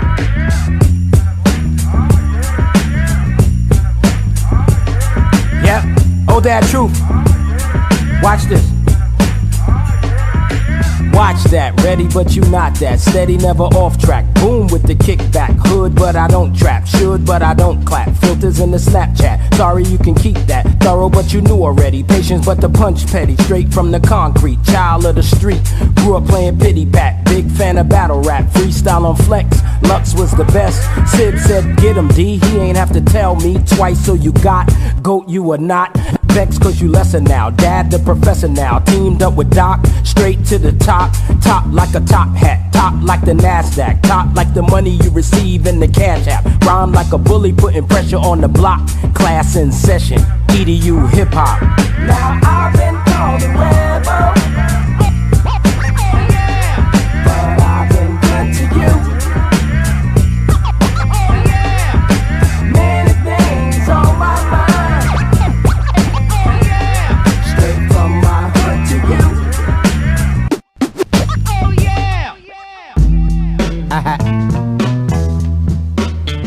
Wasn't ready for that one, huh? C-Doc again. How many times, Doc? One more time. Bump bruise and battle scar, but I survived. Baisley Park and gun fights, I'm still alive. I've been through it and still one of the best to do it. Now we're enemy radio, so get into it. I speak hip-hop fluent, the dialect is rap. You say you be in the trap, we ain't believing that. Yeah, ain't that how you youngin' say it? Yeah, I'm from the yes, y'all. You wasn't there. I'm the uncle with the flow that you wish for, so you could learn or lie down. It's either or. Survive days, rap wasn't on the radio. No YouTube or Spotify or Vimeo. Survive Barry and Heavy D and Mr. Magic, Pac, Biggie and Prodigy. Shout out to Havoc. Get him, Tom. What's up, Court? What? Alright, here we go. Throw blows, I throw blows back. I'm a fighter, everybody know that. Everybody know Daddy-O Papa Lotta went viral, talking about Bambaataa. Viral again, talking about Rakim. Some people ask when my talk gon' end. I say never, prove I'm clever. Some don't like me, man, whatever. 1, 2, shotgun, what's up? I love Brooklyn, but mostly I just love East New York. I love Concepcion, but mostly I just like how he talk. He said, Daddy-O, too many trying to do what you do. Spread my wings and go beyond the territory I knew. Turned around while others try to get turned up. Proposed this toast as I lifted my cup. Made a wind hit your back like a shotgun blast. And the goons take your girl on a whitewater raft. Just a small preview for you messing with me. Caught a curse when you could've caught a blessing with me. It's Daddy-O times 2, Lot Ave, Noble Drew, Belmont, Pickin' 2, BK, thought you knew. And we don't sip lean, but we lean when we sip. Diamond in the back, kung fu grip. And ain't no party till the thugs shut it down. From the lounges in Queens to the bars uptown. And all these years you just wanted to be down. And still your time ain't never come around. Proof of concept. Ebony Chief Stat, ever the sure thing, never the cheap bet. Sound custom, never a preset. They wanna argue, they wasn't brief yet. Yo, man, it's gotta be that real hip-hop feel, man. Get these levels right. Alright, something like...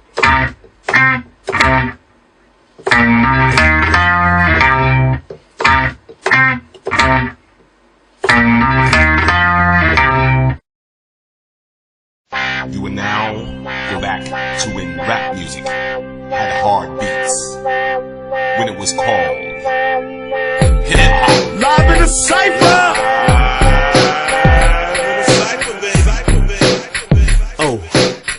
Oh. Wednesday night. Gotta get it right, live in the Cipher, chills on the mic. You got cash, I'm worth it, pay me. You can't outfox me, so say that for Jamie. BKS1radio.com, hot like fire, kids, so ring the alarm. Got the industry corner with our own damn opinions. No Serato, it's authentic, when late night is spinning. The truth, the real, hip-hop ain't dead, and if it was, we resurrected it. It's back to the essence, the bare essential. Storm Norm is the leader. We call him the general, Smooth P and Ghost. We rate and review, so if you're scared to spit the 16, don't come through. Ooh. Represent the real hip-hop. Represent the real hip-hop. Represent the real hip-hop. Make sure you tune in every Wednesday night, 9 p.m. Eastern Standard Time, for the hottest hip-hop show on the net. Live in the Cipher, baby. You got my man, Chill Mr. Keep It Real. Ladies love Smooth P. Short Fuse, DJ Late Night, and your man, Storm Norm the General on BKS1Radio.com, where we represent the real hip-hop.